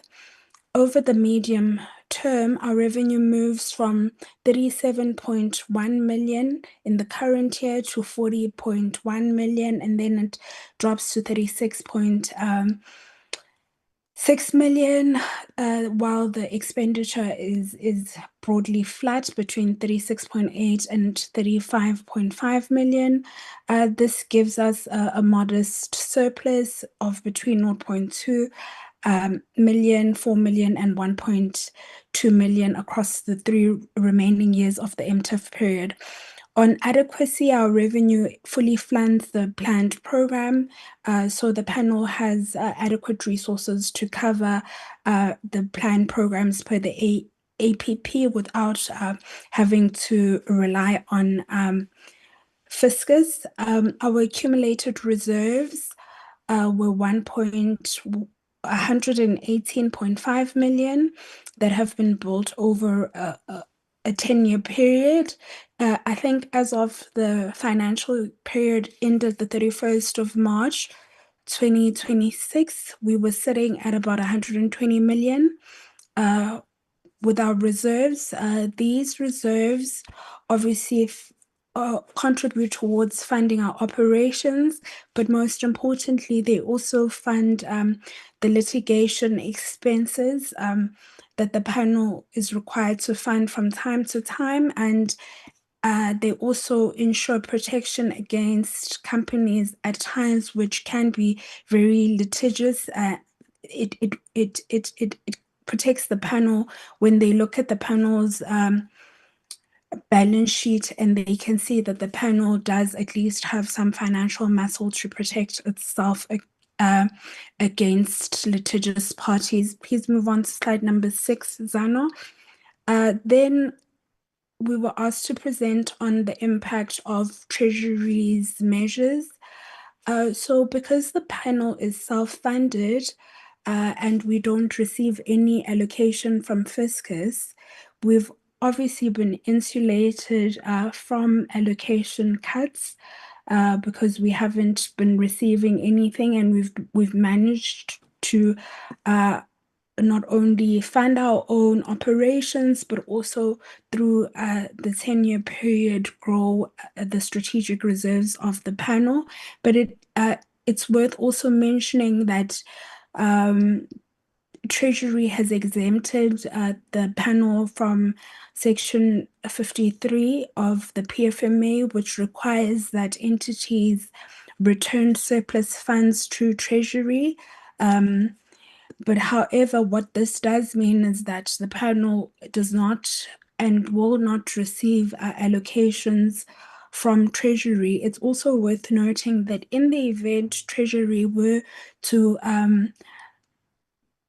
call on the panel to receive the surplus, to return the surplus funds, our strategic reserves to Treasury, this would mean that the panel would have a shortfall of about 10 million to fund operations, and obviously then depending on what litigation the panel would face at that point in time, that would be a further shortfall for the panel. I'll hand over to Zana to continue the presentation. Thanks again.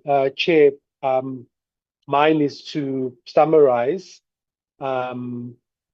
effectively the 4 key messages that we'd like the committee to just take away.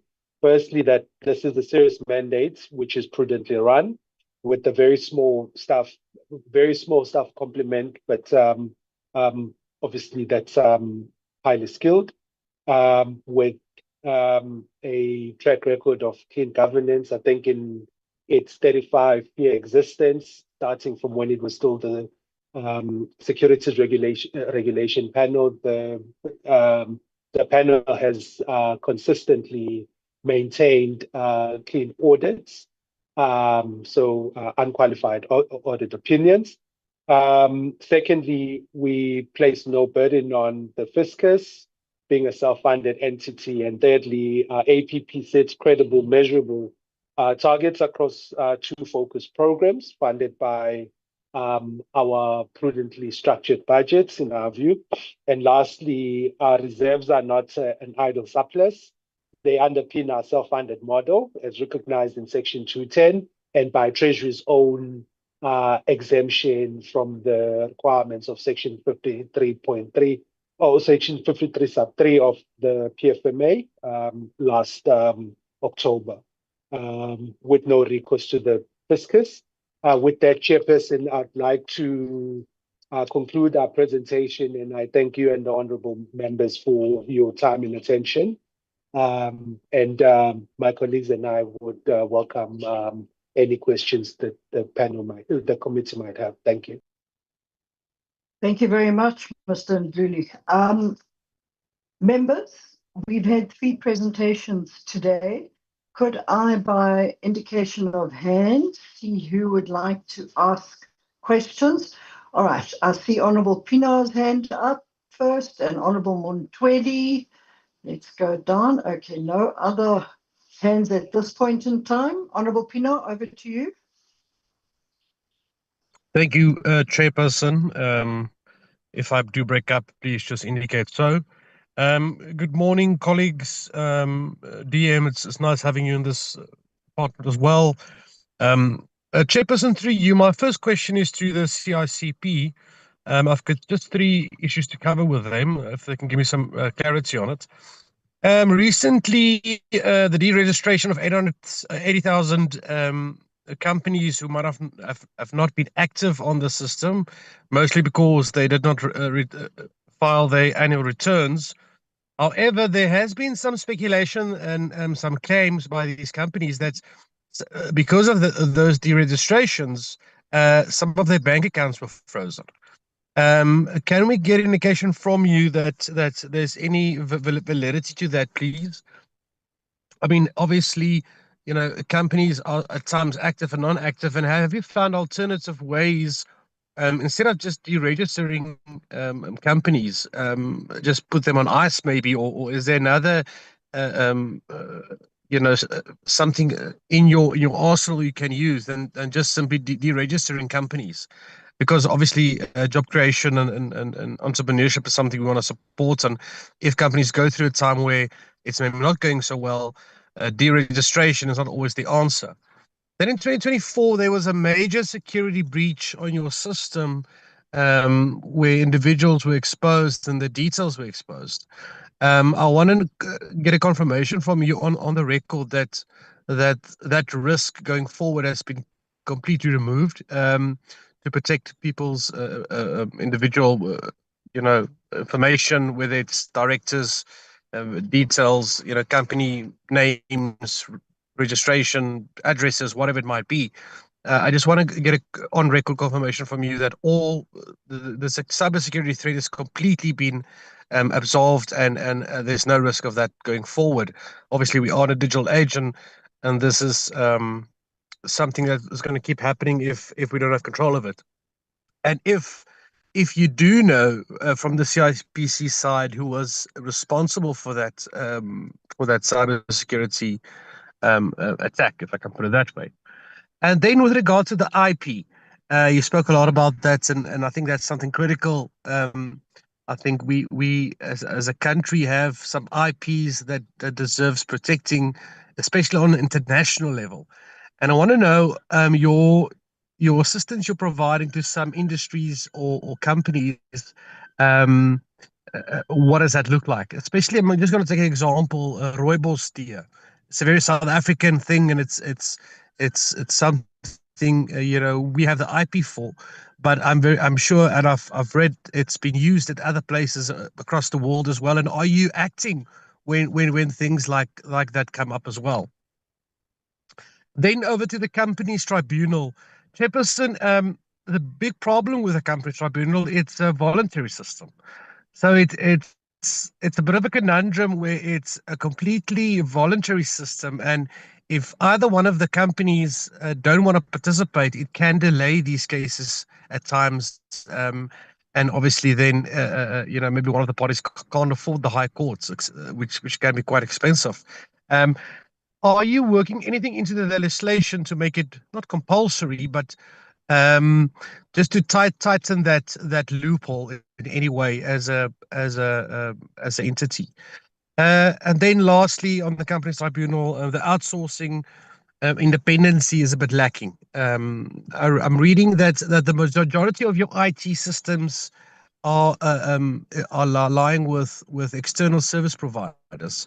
When can we see more of the outsourcing, especially when it comes to IT?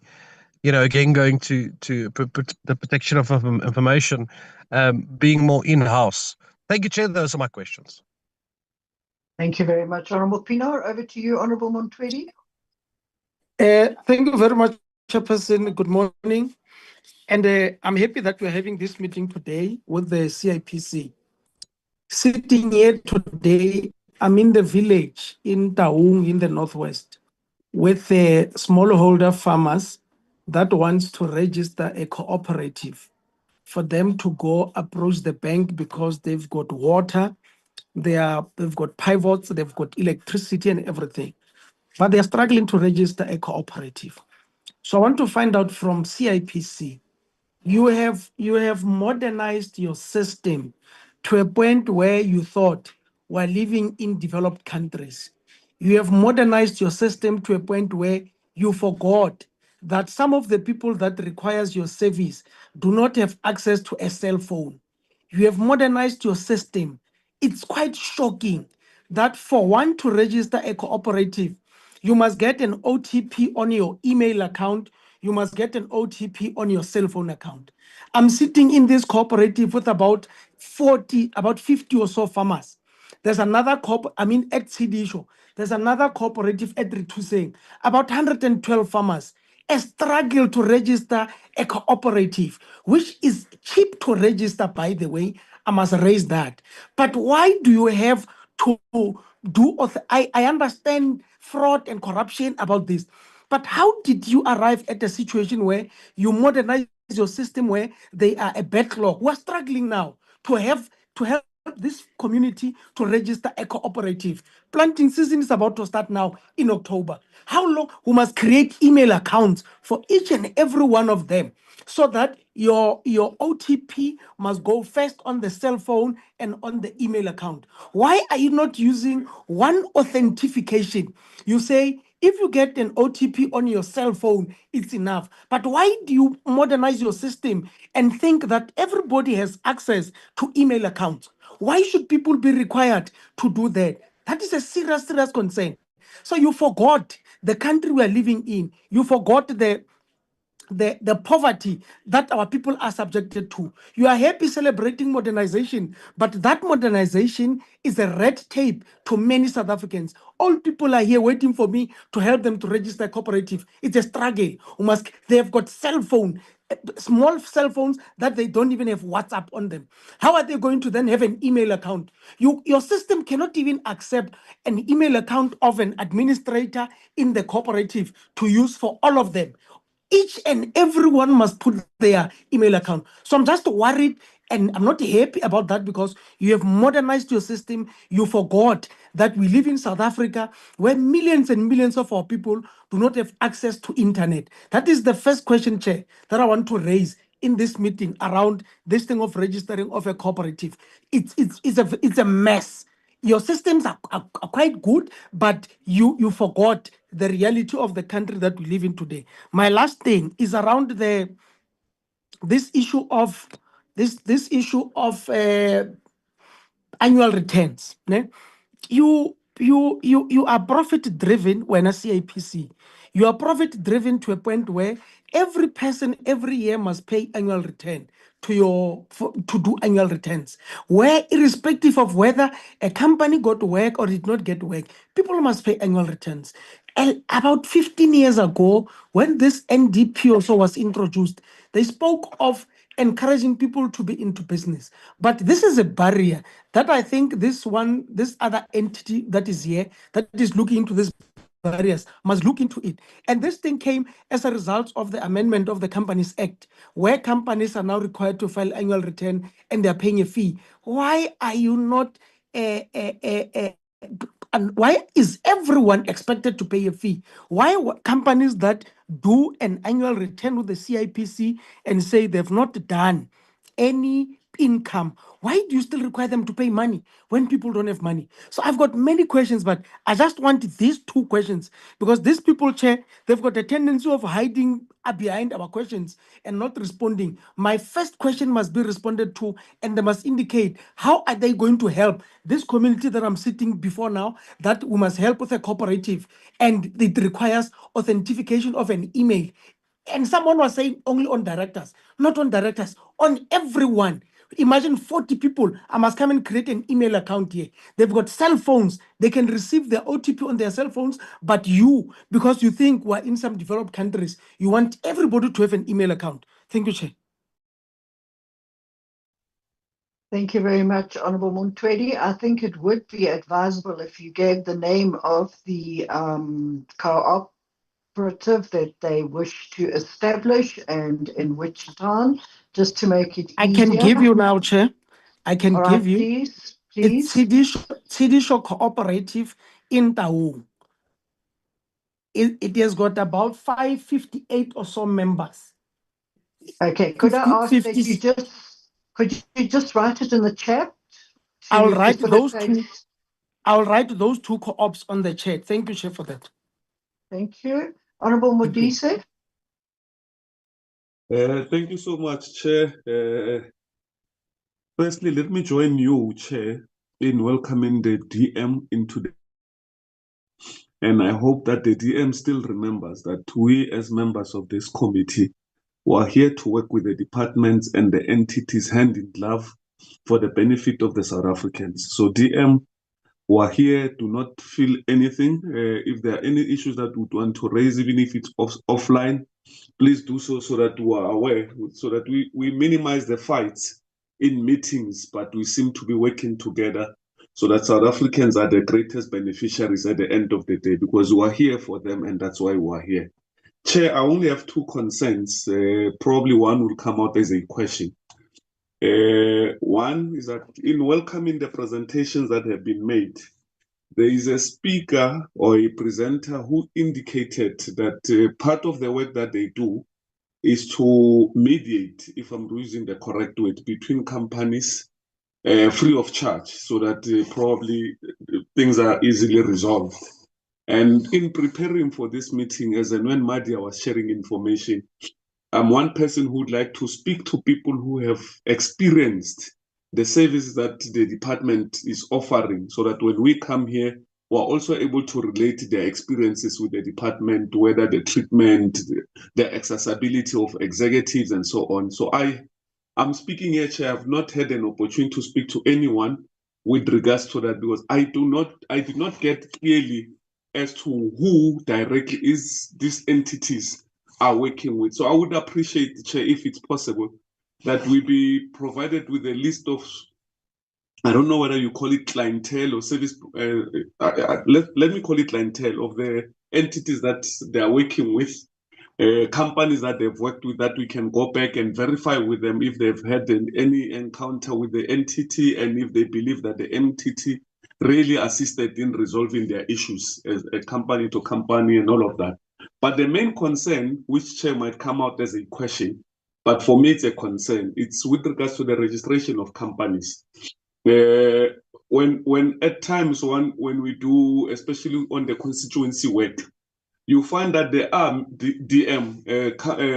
businesses, whether it be in a form of a spas or a tuck shop, or in a form of a supermarket, or whatever the case might be, where you find that the owner of this particular business or this particular company is a foreigner who's in South Africa on a, be it a working visa or a student visa or asylum, but they have got a registered company.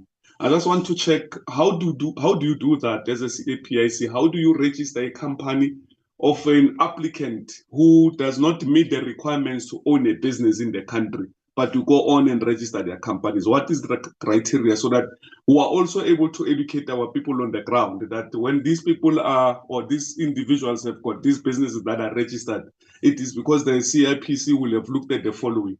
Because for me, I believe, and this is what I think, it exists everywhere. Anyone who, especially in South Africa, let's speak about South Africa, the people who have got asylum seekers cannot own businesses and they cannot register a business. But you find on the ground that you have asylum seeker holder who's running a business that is registered, and it will have those municipal bylaws, certificating, and all of that. But from the point of registration, how do you get to the point where you register a company of a person who's an asylum seeker, or a visa, has a student visa or a working visa? Thank you so much, Chair.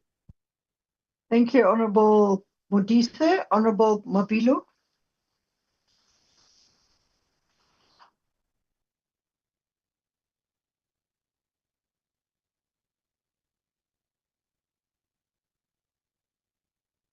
Honorable Mabilo, we cannot hear you. I see you are unmuted, but there's no sound coming through.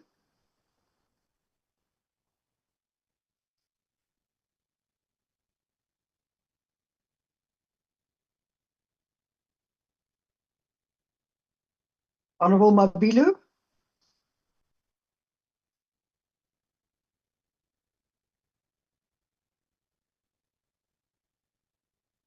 Let's just see if he is able to speak to us. If not, then I will start with my questions. Okay, in light of Honorable Mabilo struggling, I have questions to all three entities. The first one will go to the CIPC. Commissioner, looking at the presentation, I see that CIPC is in a healthy position and it remains self-funded, and that is very encouraging. But I also noticed that your projected surplus declines quite significantly over the NTEF. Can you give us an indication as to what is driving this decline?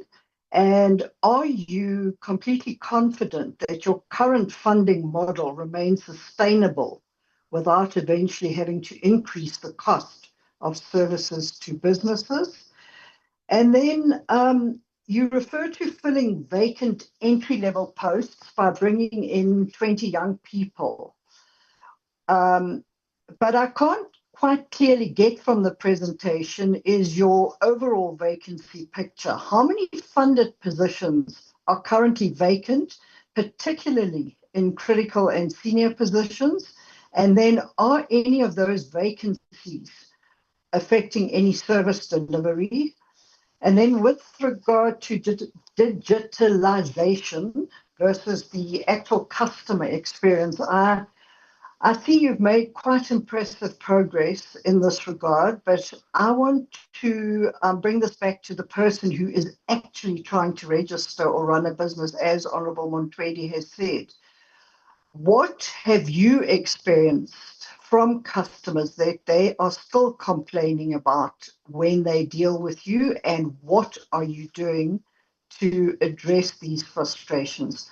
Now to the company's tribunal. I'm concerned to see that your COO position is vacant, particularly because your administrative staff ultimately report to that position. Can you indicate to us how long this has been vacant and who is currently carrying that responsibility? And what impact has this vacancy had on the day-to-day running or the performance of the tribunal? And then you plan for only 86% of funded positions to be filled. And this is something I'd like you to explain to me, is why your target is only 80%, 86%. And why are we seeing that you are effectively planning for vacancies instead of working towards filling the full establishment? And then if we can go down to the TRP, sure, 15 trillion, and it's regulated by only 11 people. Can you explain to me whether this is genuinely sustainable? Looking at your presentation, it looks like it, but I am very worried. This remains an enormous responsibility for a very small organization. And 11 people running 15 trillion to investigate complaints as well, to scrutinize these transactions and to protect minority shareholders. It leaves a lot of questions in my mind, so I'd just like you to give me assurance that you are really capable and it is sustainable. And then your performance targets, your APP targets 94% of rulings within 5 business days, 90% of complaint decisions within 30 days, and 90% of formal investigation rulings within 120 days. Why are the performance targets not 100%? And then another question that I'd like to know is, I see you, the acting executive director. How long have you been acting as the deputy director, and are there any plans on the table to have the position filled? Those are my questions, but before I hand over to CPIC to begin with the answers, let's just see if Honourable Mabilu is available. Honourable Mabilu? No, thanks, Chair. I am available and I did unmute, so I don't know what technical challenges were on that side, but from my side, there were none. Okay, that's fine. We can hear you now. Greetings to yourself. I've changed the devices. Greetings to yourself, Chair, and all the honorable members. Some of my questions are already taken, but I will just follow up on 2 or 3 questions. That will pertain to my constituency. I'm from the Northern Cape, and my constituency is in Pixlika-Seme in Noordpoort. I can say with certainty there's no footprint of the CIPC in that part of the area. So my question to the CIPC in that regard will be to say, how robust are your awareness programs, advocacy in far-flung areas like Noordpoort, Novelspond? In concrete terms, how do you respond to that? Because I would argue that that area, part of the area is not covered in terms of the CIPC. And I would also recommend that a special workshop or a similar program to ensure that people are exposed to this new information around the CPIC, as opposed to having to go to areas like DR. Now, the other point will pertain to the tribunals in relation to the initiatives that are taken in the province and in all other provinces pertaining to IP Day in collaboration with the university in the city, which is Salt Lake University. How robust or how well informed are the stakeholders going to be involved so that this does not become just an elitist activity? So the third one will relate to the key issues around the financial health. That matter has been also taken care of, but it will relate to the targeted approach to the youth and the people with disabilities in terms of your outlook moving forward. Then the last one will be around the tribunal in terms of the 1% or one person reached in terms of the targets. Yes, the youth we see is 120, the women is 60. But when it comes to the people with disabilities, it's one or 1% or one member. The question is that, are you not interfacing or interacting with the organized people with disabilities organizations countrywide? Because they are organized, they've got a structure, a national structure, provincial structure, district structure. How then do you ensure that you move out of this one to at least a reasonable amount? Because I would argue that it will be a fallacy to think that people with disabilities are not interested in your services. So I would want to get a robust approach around that. Lastly, I don't get the mitigations that you have in relation to the reserves that are going to be, depleted or not depleted, but not adequate, and also the risks involved in terms of exodus of some people that can be recruited or stolen from your organization. What retention strategy do you have to mitigate staff leaving for other organizations in terms of incentives and other related matters? So those will be my questions. As I indicated, other questions pertaining to the executive director, the two managers, and the vacancies, skills development and training, they have already been taken care of. Thank you very much. Thank you very much for all the questions. Over to CPIC Commissioner. Thank you. Thank you very much, Honourable Chair, and thank you to all the honourable members. It seems like the CIPC has got the most today.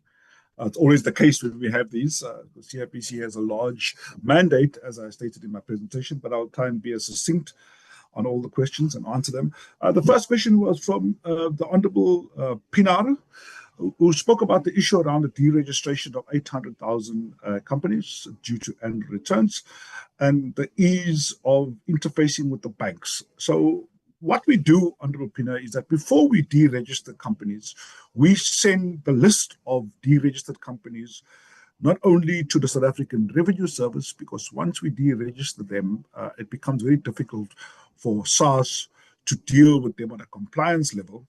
But we also send the list to all the banks to say that, look, we have a number of deregistrations coming up. Please inform the CIPC which companies should we not deregister because you have outstanding funds, you have loan accounts, or you have some action like SARS that you need to take out. And then we receive those back and we hold off on deregistering. If we do not receive them, we enter deregistration. But just to mention that, two things. One is that we have a legal obligation to deregister. The law says that if a company fails to pay their annual returns after 2 cycles, so we give them a long period. Remember, that's 24 months, that's 2 years. They enter into a non-compliant state, and we therefore go out and we deregister them. But not CIPC requirement, it's a legal requirement, so we're going to have to follow the law and do that. But CIPC for a while also takes a bit longer because we try to give companies opportunities to correct and to comply. That's the first thing. The second thing is that we have made the reinstatement process a very easy one. We've removed certain requirements that we had in the past, and we've automated the system in order for those reinstatements and companies to come back into compliance mode extremely easy. Industry and companies really appreciate that because now they have the avenue of understanding that it's very easy for them to reinstate. And the last point, I should have made 3 points, is that we also had to give an undertaking during the grey listing process. Remember, CIPC is a large area. We don't only deal with ease of doing business, we have regulation, and we've got a large area that members must also understand that we have obligations to. And one of the obligations to the country, as given by the president of the country, was that you need to get us out of grey listing. And one of the requirements was that we needed to clean up the register. We needed to clean up the company and the registration data. And therefore, we had to go through a process of writing to all of these companies to say, well, if you don't show us that you are functioning, we are going to remove you. And that was one of the parts that got us out of grey listing. So it's a trade-off that we have to do because we work in various sectors and in various requirements from a national perspective as well in order for us to make sure we meet those requirements. So we do contact the banks inform us, we do contact companies on multiple levels. We give them numerous amounts of opportunities by way of notifications. A deregistration is coming. The one thing is that we want, and I think the question was also a follow-up in terms of they close the bank accounts. Well, remember, a company is like a natural person when it comes to accounts and the like. That if you do not have a company anymore, well, you don't have a bank account. They close it because you are not, you don't have the benefit of limited liability in terms of having an account, and therefore they close that account. The second question was about the cyber attack, which is 2024. A couple of things. One is that we did have a very strengthened environment even before the cyber attack. We believe we are best in class in terms of multiple layers of protection, not only from firewalls but also enhanced detection and a multitude layers of security providers, and we managed to basically restore and get back to business continuity fairly quickly. And after that, we actually strengthened the environment even more. But what I can't give you, Honourable Pinar, I can never give you a confirmation that CIPC or any entity globally will not suffer a cyber attack. I don't think anybody can. We're seeing this on a daily basis from even banks who have the greatest of securities because all our money is kept there, to being cyber attacked. Standard Bank was just recently hit. But what we try and do is we try and ensure that we have vigilance. And it's one of the biggest vigilance components that we have in the CIPC is how do we deal with our cyber security regarding that.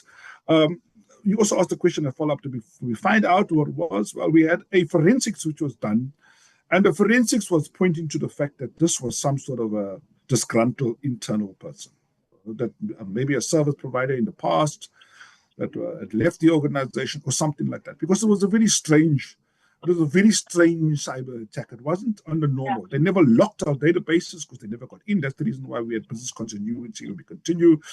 They had data that once we forensically looked at the data, it showed. Mohammed Jassad, please put mute. Mohammed Jassad, put mute, please. We had the forensics who looked at the fact that the example they were giving us was from old data sources and the like. So it was a very strange one, and we don't believe it was any one of the real threat actors that run around in terms of Russians or stuff like that. We firmly believe it was locally based, and therefore we were able to strengthen that environment. And so we suspected somebody. The second question you asked was an IP. Use the example of Rooibos. Rooibos is protected. That type of IP is a very specialized IP. It's called a geographic indicator. It's like, I'll give you a simple example. It's like in France, you protect the word champagne because only champagne can come from the Champagne Valley. That's why in South Africa, if you make something like similar to champagne, we call it sparkling wine. In South Africa, we have certain geographic indicators. Rooibos is definitely one of them. And we have Karoo lamb, for example, and a multitude of others. So when we see that these geographic indicators are being used, the country takes an approach. It's not really a CIPC one because it worked through the Department of Foreign Affairs, DIRCO. They go out together with trade and industry. They go out and they apply to the WTO and WIPO, and we have a concerted country response. That's exactly what the response that was given to Rooibos. So whereby action was taken. And those are the type of support that we give to all IP holders. And we were able to respond effectively as a country when it comes to those indicators. Honorable Montwedi, thank you very much for raising this issue about a co-op. I take this very, very seriously. You would have seen on the chat that I left my email address. I'll be very pleased if you can contact me, and we will definitely sort this out. But you mentioned other aspects that I wanted to discuss with you. The one you mentioned was the issue around the leaving people and becoming automated or the like.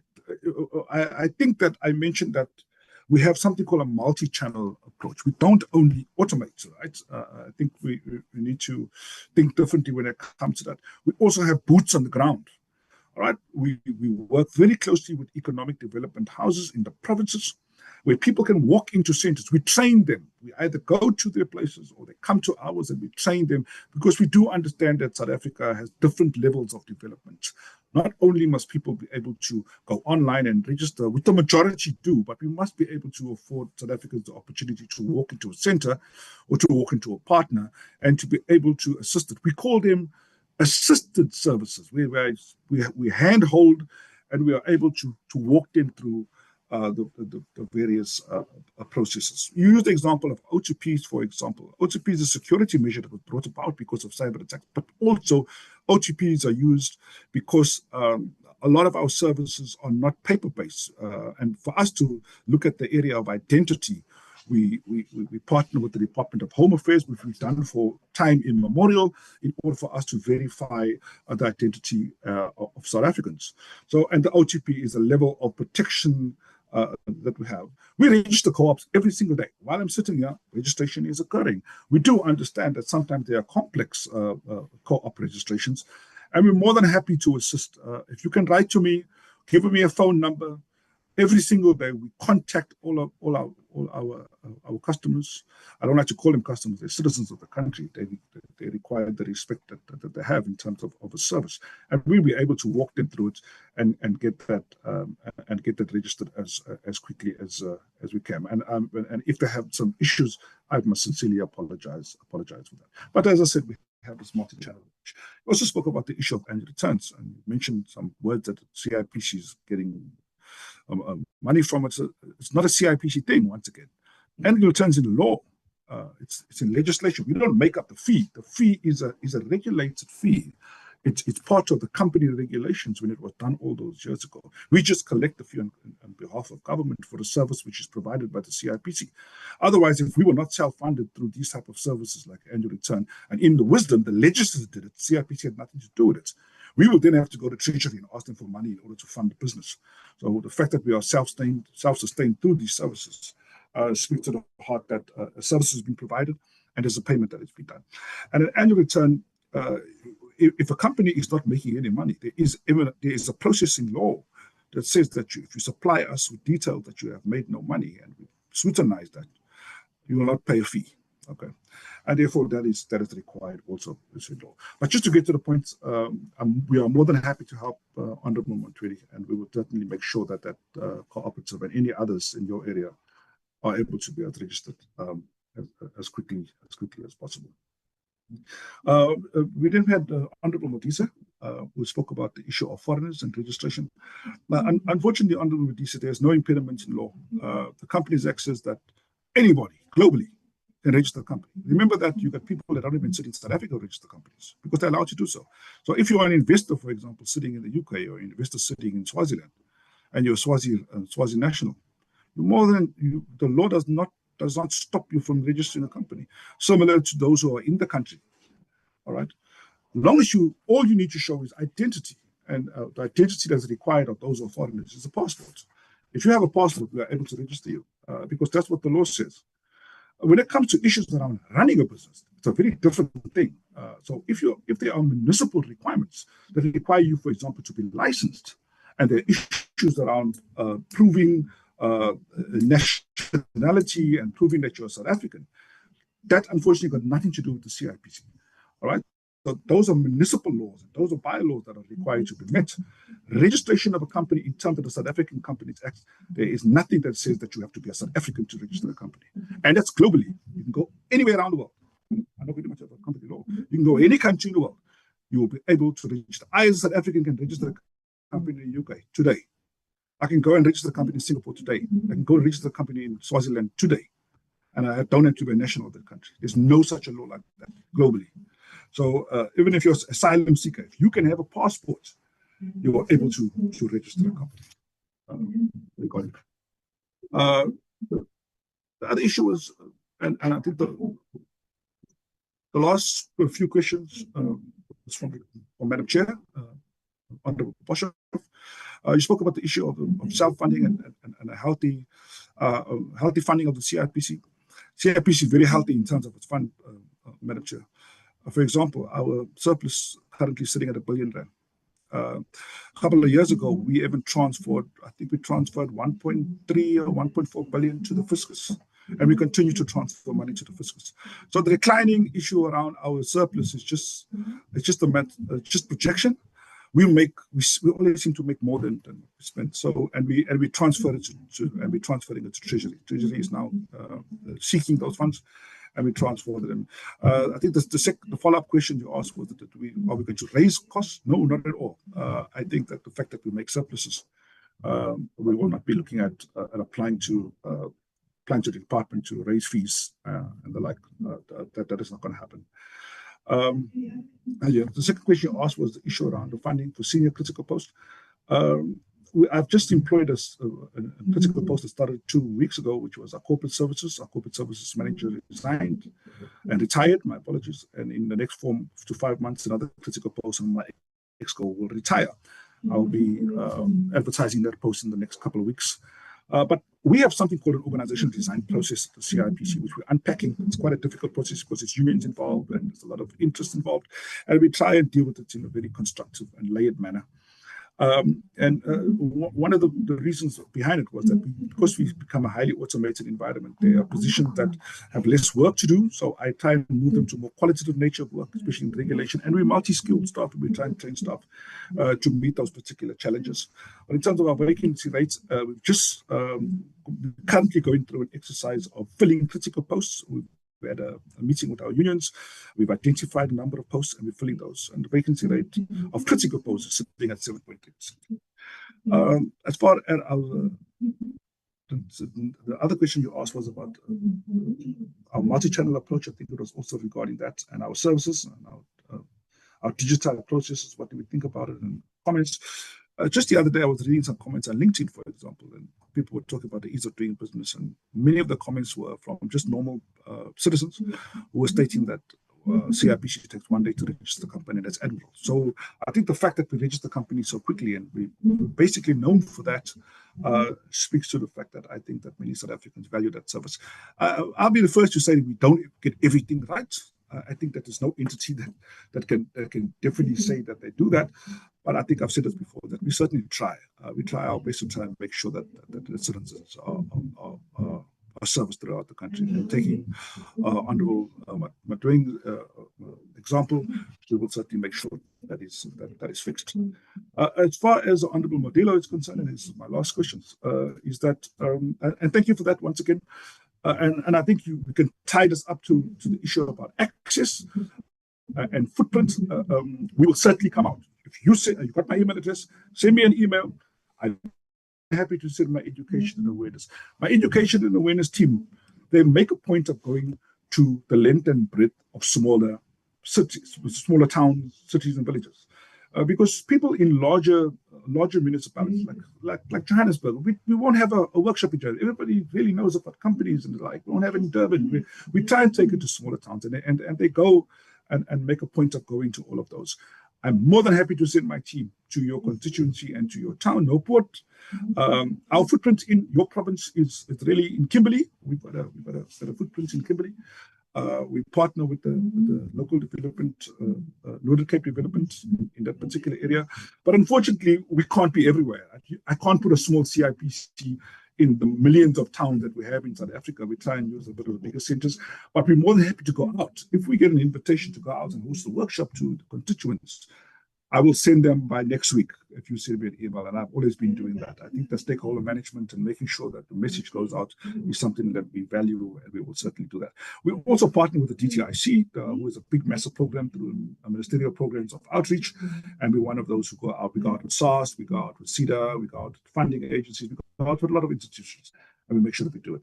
The other one you mentioned was Salt Plaiki, and strangely enough, I had just come back from Salt Plaiki a few months ago, because we opened what is called a Technology Innovation Service Center at the Salt Plaiki University. So we partner with them very, very well. Good partners of ours. Had a good discussion with the vice chancellors.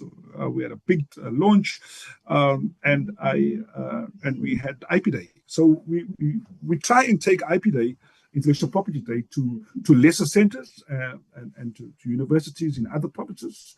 I've been to Mpumalanga University, for example. I've been to Northwest. I've been to Nelson Mandela University to speak on World IP Day. We don't only take it to the larger universities like University of Pretoria, University of Wits, and all of that. We take it to smaller universities as well to make sure that the innovation ecosystem is fully supported. So we value that, and we value the fact that we try and make a presence in every province regarding that. The other question you asked was about the 1% people with disabilities. That is something I even questioned myself when we were dealing with our APP and my team. My HR department was responsible for that. They're using a sector target based on the size of the CIPC. The sector target was 1%. I did question it, and I said, well, maybe we should grow it. And they said, well, we're more than happy to do so. The issue that we've been doing is that we've been putting adverts and we've been trying to target people with disabilities, and our uptake has been really low regarding that. But you've come up with a great suggestion, and I think I'm going to go back with that suggestion to my team, is that we partner with the disability organization. Maybe we can contact you to try and get a better understanding of that, and thank you for raising it. We really do appreciate collaborations and such, because I'm very passionate about also empowerment of people with disabilities in my institution. And I think the last question was the issue around retention strategy and the benefit. The problem is that in CIPC, or the one good part about CIPC, is that CIPC doesn't lose a lot of people. We have a big award ceremony on an annual basis, long service awards, and we're up to like 30 years and 40 years, many, many years. I think the area where we will lose a lot of people, and it's a global problem, not only a CIPC problem or a country problem, even the area of examination of patents. They are very highly valued and highly skilled individuals, and they will globally they lose them to industry, they lose them to the private sector, and I think we will probably have a similar type of thing. So part of our retention strategy is employing more of them and bringing them through the pipeline of studies and being well trained up. and therefore try and retain them as far as that into benefits and training and the like. But it is sometimes healthy that the institution goes through some changes, new blood and new thinking and the like. But when it comes to specialized areas, we didn't like to lose them if we've trained them up for many, many years. But we do have a retention strategy at the CIPC and a policy, and we certainly engage on that. I think I've answered all the questions, Chair. If I've missed any questions, my apologies. I'm not happy to go back to them, but I think I might have answered all of them. Thank you. Thank you, Commissioner. No, I have it that the questions were all answered. Can I hand over to the Company Tribunal, Dr. Monroe, I think it is.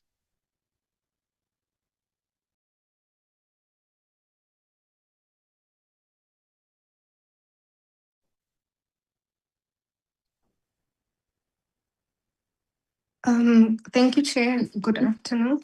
I will start with a question regarding the ADR being voluntary instead of mandatory.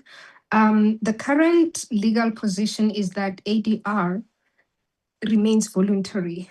However, in terms of the legislative amendments, we've had a recent amendment to the section 166, which makes the company's tribunal an exclusive forum where parties who elect to resolve matters through ADR, through mediation, conciliation, and arbitration under the Companies Act, the company's tribunal is the only forum that they can go to. However, that doesn't make referral to the company's tribunal compulsory. It's still very much voluntary. So what is happening now is that we are having conversations with various stakeholders to see how we can close this gap, because this remains a discouraging factor when parties consider using the services of the tribunal. The fact that the process is voluntary and then the decisions are not enforceable in terms of between the, it's unlike the High Court decision where you can strictly enforce it. So we are having those conversations, but that will require various parties involved, including the TIC, the Department of Justice, and the judiciary, in ensuring that when matters go to court, there should be a compulsory referral for mediation and conciliation before the matters are ventilated. So unfortunately, that's what it is at the moment. In terms of the legislative amendments, we do engage with SCCL in various matters, including this one, where we are presenting to the committee that in ensuring that we tighten our services, we need certain legislations or amendments to the legislations to be made. However, that process remains long, and sometimes we are stuck with what we have, unfortunately. In terms of the question regarding the vacancy of the COO, the position has been vacant since May last year to date. And in terms of our internal processes, we completed them long time ago. Unfortunately, we need approval from the DTIC minister and the Treasury minister, and that's where the process is. And we have followed up. We have absolutely no idea how long it will take and when the response will be coming. The person currently fulfilling that position is the Miss Irene Matato. She is in her permanent position. She is the CFO, and she had to step into this role because she was the person that has been appointed to act in this role, considering the limited number of employees we have at our disposal. And this has had, the delay in the filling of the vacancy has had huge implication, not just for the organization, but for the individual. You can imagine that running the entire organization and having the whole staff reporting to you, it is taxing. And being a CFO, it's also equivalently a demanding role, then which means that it puts a strain on the employee. And myself and the chair, we've looked at other measures to manage the situation so we don't have issues of burnout. And we are trying to put together some mechanism to ensure that she has all the support that she needs, and she's done exceptionally well, and we are eternally grateful for that. So the filling of the vacancy in a nutshell is a matter of red tape. I will leave the CFO, the ACOO to answer the rest of the question.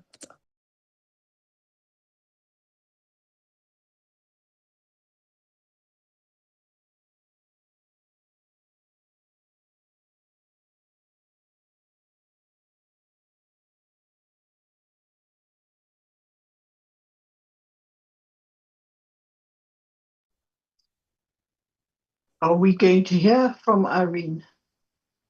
I see she's unmuted, but I can't hear her myself. Let me check, Chair. Thank you.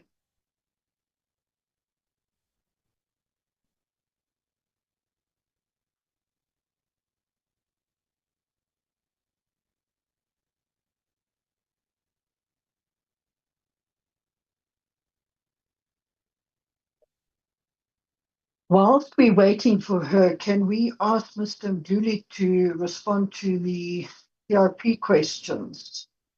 Thank you, Chair.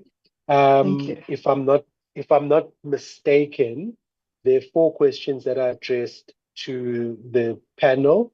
I think the first one being the one which was posed to all entities from Honorable Modise, which was which companies do we work with, etc.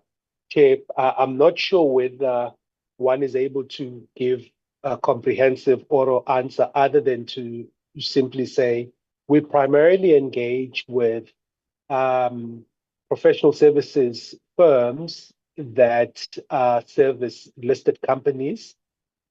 Some being exchange sponsors, some being primarily large law firms, as well as some accounting firms, primarily, as well as banking institutions, both locally and internationally represented banks who are registered locally as well. So we primarily deal with those.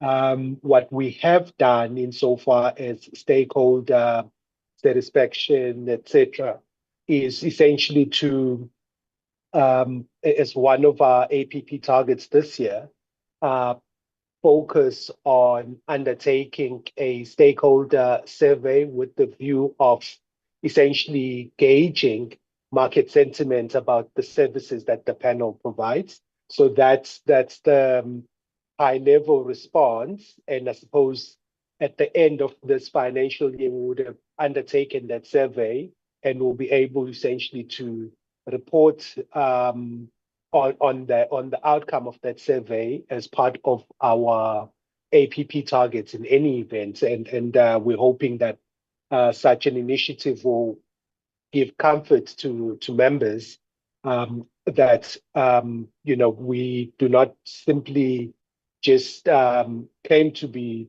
doing good work, but the market participants or the stakeholders that we actually do service are effectively satisfied with the level of service. Although obviously we do aim to satisfy our stakeholders, there is obviously a tension between trying to regulate parties as well as then have them have positive outcomes. Obviously, if a person has been subjected to an enforcement order, the opinion of your services might not be the same as the people who are beneficiaries of that enforcement order. So it is a sort of push and pull insofar as that exercise is concerned. However, we've committed in this financial year in our APP, among other things, essentially to do a stakeholder survey, which we will have done by the end of this financial year, Chair. So that's the response to Member Modise, Honorable Modise questions. Then moving on to your three questions, Chair, starting with the one about the size of the organization vis-a-vis vis-a-vis the market that we regulate. Chair, what the panel has done over the past 3 decades, again in line with international best practice, is to take into account the nature of the transactions and the volumes of the transactions we are required to undertake. We prioritize essentially getting highly skilled people to essentially undertake the regulatory functions, led primarily by the executive, as well as then part of the client-facing team, effectively of about a handful of people. So we recruit primarily former M&A partners at large law firms, because effectively the transactions we regulate are primarily require that sort of skill set. So what we do is we try and compete for that skill set, and then effectively use those resources effectively to regulate the transactions. The transactions themselves, the volumes are not high. So I think when we did an exercise about 2 years ago, we effectively assessed that in the previous 5 years, so in the 5 years prior to the current administration, the panel had looked at about 200 transactions all in all over a 5-year period. And of those 200 transactions, the average transaction transaction size was about 2 billion rands per transaction, with a sort of aggregate transaction value of about 400 billion rands. What that means is the volumes are not high, but the transactions themselves are of a significant complexity. So what we try and do is we avoid effectively having too many people looking at the transactions, but basically the people who are looking at these transactions are highly skilled, and we use those skills effectively then to regulate these transactions.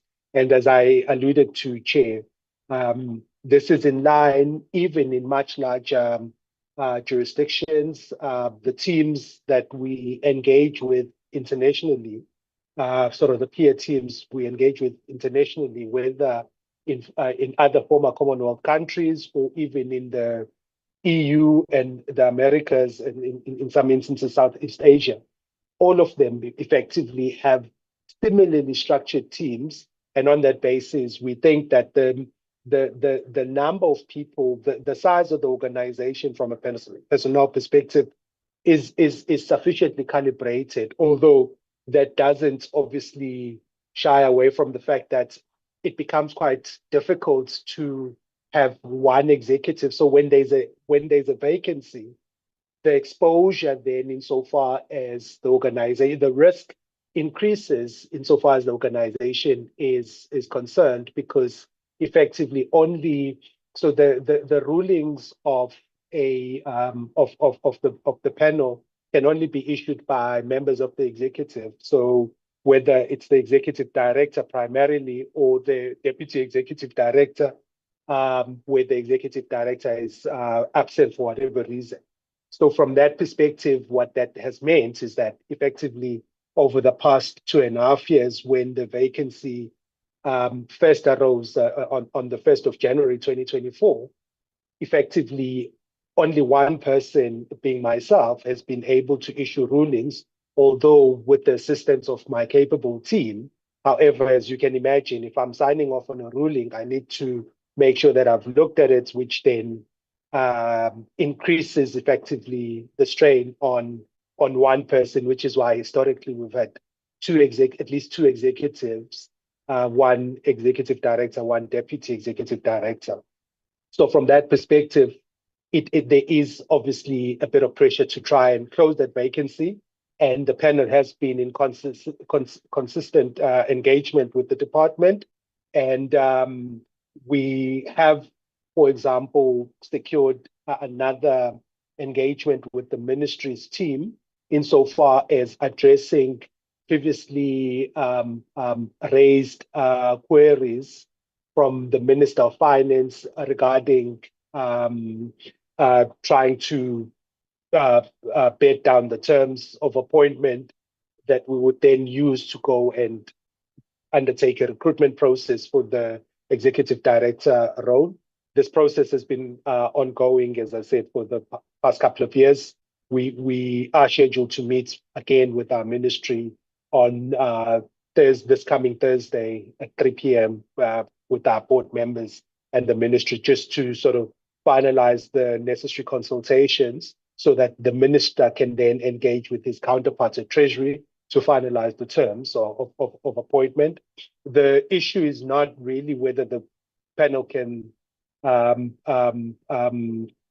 the post. The post is funded. It's just ensuring that there's alignment around what we actually able to go to the market on, considering that the skills that we need to buy from the market participants require effectively that we pull someone from a partnership role at one of the large firms, which can then be costly. But we are confident that we are closer to finalizing this issue. You mentioned, Chair, that regarding regulation, why do we not target 100%? And to be frank, Chair, the 100% target was initially when we first were listed in 2023. So in the financial year 2023-2024, we did effectively think that we would just simply target that. However, the way that APP targets operates is that if you don't meet your threshold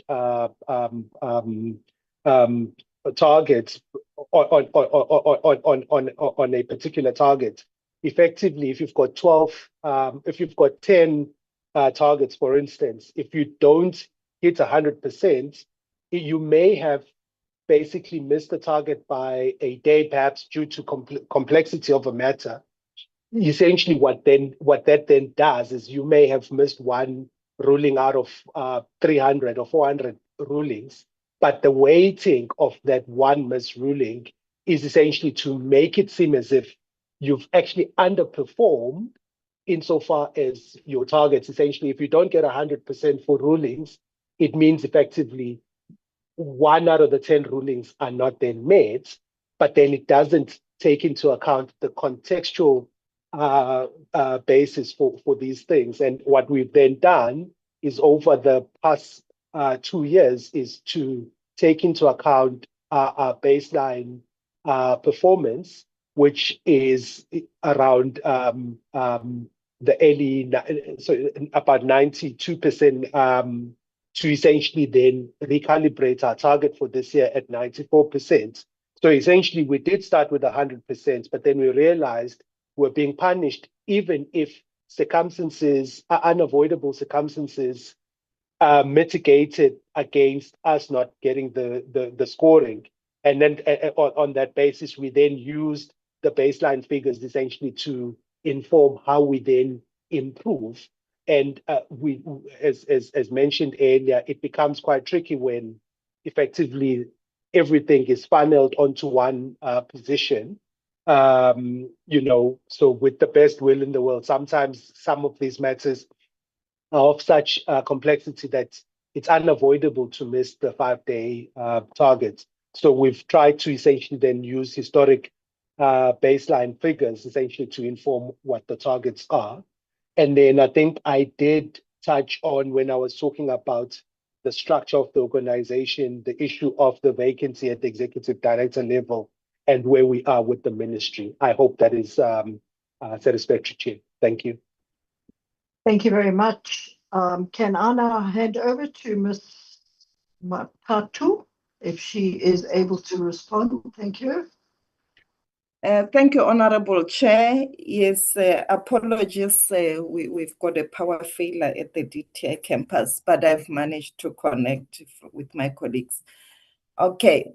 The question that was asked was regarding the outsourcing of our ICT services. On this one, Chair, I don't know whether the honorable member saw this, because most of our IT services are not outsourced. We do have the two resources internally that are appointed for our ICT services. The only area where we do have the assistant of a service provider is with regard to the maintenance of our case management system. So, but otherwise, our ICT services, we are handling them internally. We have not outsourced 100% of the services. The other question was with regard to the 86% target on the filling of vacancies.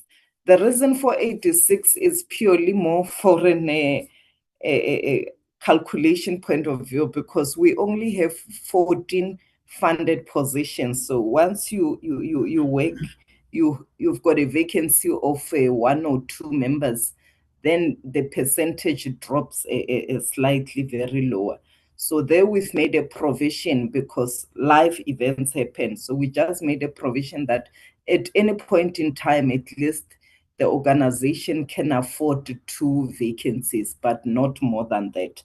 So that's the reason how we got to 86%. The other questions, the Deputy Chairperson has responded to that. But with regard to the overall questions on the financial health, the tribunal, like I've mentioned when I did the presentation, our finances are not really adequate to sustain the organization in the long term, and we are working on a funding model.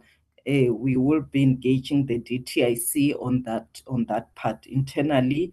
We have drafted some documents. We will engage to ensure that we can sustain the organization even in future.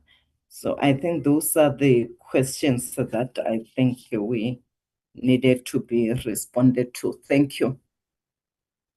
Thank you very much to all the respondents to our questions. I have it that all the questions have been answered, and I thank you for that. Honourable DM, I would like for you to come in for your closing remarks, whereafter we will carry on with our internal agenda. You're more than welcome to stay, but you are also welcome to excuse yourself once you've given us your closing remarks. Thank you. Over to you. Thank you very much, Chairperson, and thank you very much to the honourable members for what I thought were very constructive and thoughtful questions that were posed today. And of course, thank you to all of those who've presented. I certainly think that there's a lot of food for thought. Obviously, there's a lot going on, but we certainly welcome the oversight and the interrogation and exploration, as well as some of the suggestions that I think have come through this morning from honourable members. Notes have been taken. I've also made some notes during the course of this about areas where the department itself needs to interact and move on a number of those issues, including some of the outstanding matters. And obviously, I will take those up in our Minister DM meetings that are scheduled now on a monthly basis, and obviously work together to try and resolve some of those. Chairperson, again, my thanks to the Select Committee. It's always great to engage with the NCOP and the Select Committees, and we look forward to many other engagements. To CRPC and the other 2 entities, thank you very much for the work that's being done, and thanks for the efforts that went into the presentation today. From my side, Chairperson, I unfortunately, as much as I'd love to stay, will not be able to stay. At 2 o'clock, I have an engagement with the furniture sector in South Africa in my office. obviously deal with some of the challenges that are facing that particular sector. So it just leaves me to thank honourable members again and wish you great success in the deliberations to follow. And thank you to yourself, Chair, for guiding this meeting. Thank you very much, DM. On a lighter note, are we going to see a new Joshua Dorr, your furniture man? Thank you. You are excused. We'll trying to open as many doors as possible in the furniture sector right now. Thank you. Thank you to you, your department, to all the entities that presented. You are excused, but as I said, you're more than welcome to stay. Mardia, could you please flight the oversight report for Gauteng, because members need to move to catch flights, etc., etc. Just before we go, do we still call rate for this? I see Honourable van der Berg, Modise, Setoli, myself, and Montwedi are on. Colleagues, the minutes for the report on our oversight to Gauteng was circulated some time ago. I think you've all had the opportunity to go through it. Are there any issues that you picked up? Are there any changes that you would like to bring about, or are you happy with the report that was circulated? I see Honourable Pinar's hand is up. Thank you, Chairperson. I find no issues in the report. I move for the adoption of the report as is. Thank you. Thank you very much. Could I have a seconder?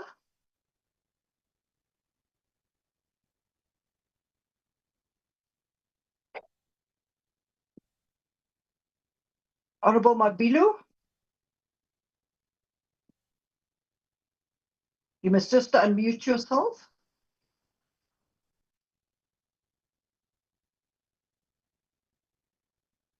Chair, let me help Honourable Mabilo by seconding the proposal from Honourable Pinar. Thank you very much, Honourable Modise. Sorry, Honourable Mabilu, you seem to have problems with your sound. Maybe you, like me, I'm sitting without electricity since 3 o'clock this morning.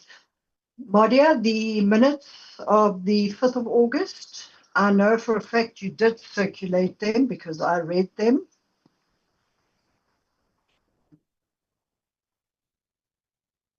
Colleagues, just check the attendance and apologies, whether it was noted correctly. I see one apology from Honourable Lamini. Okay, we can scroll down. It had to do with the ECIC, those 3 presentations we had last week. I'm not sure, Chair, if I'm in order, but I would love to move for the adoption of the minutes. I don't know why Madia was doubting that she did send the corrected version of the minutes. And she had to resend, but everything is in order from what she had sent earlier, including the recent email. So I move for the adoption, Chair. Thank you very much for that, Honourable Modise. Appreciate it. Honourable Pinar? I second Honourable Modise, Chair. Thank you very much for that. Any pressing matters from any member, from any staff member? If not, I would like to close the meeting because Honourable Modise and his team are on their way for oversight. I'm sorry I had to miss it, but I just couldn't juggle the program and get flights on time. I therefore adjourn the meeting. Thank you very much, colleagues, and have a successful oversight. Bye-bye. Thanks, Chair. Bye.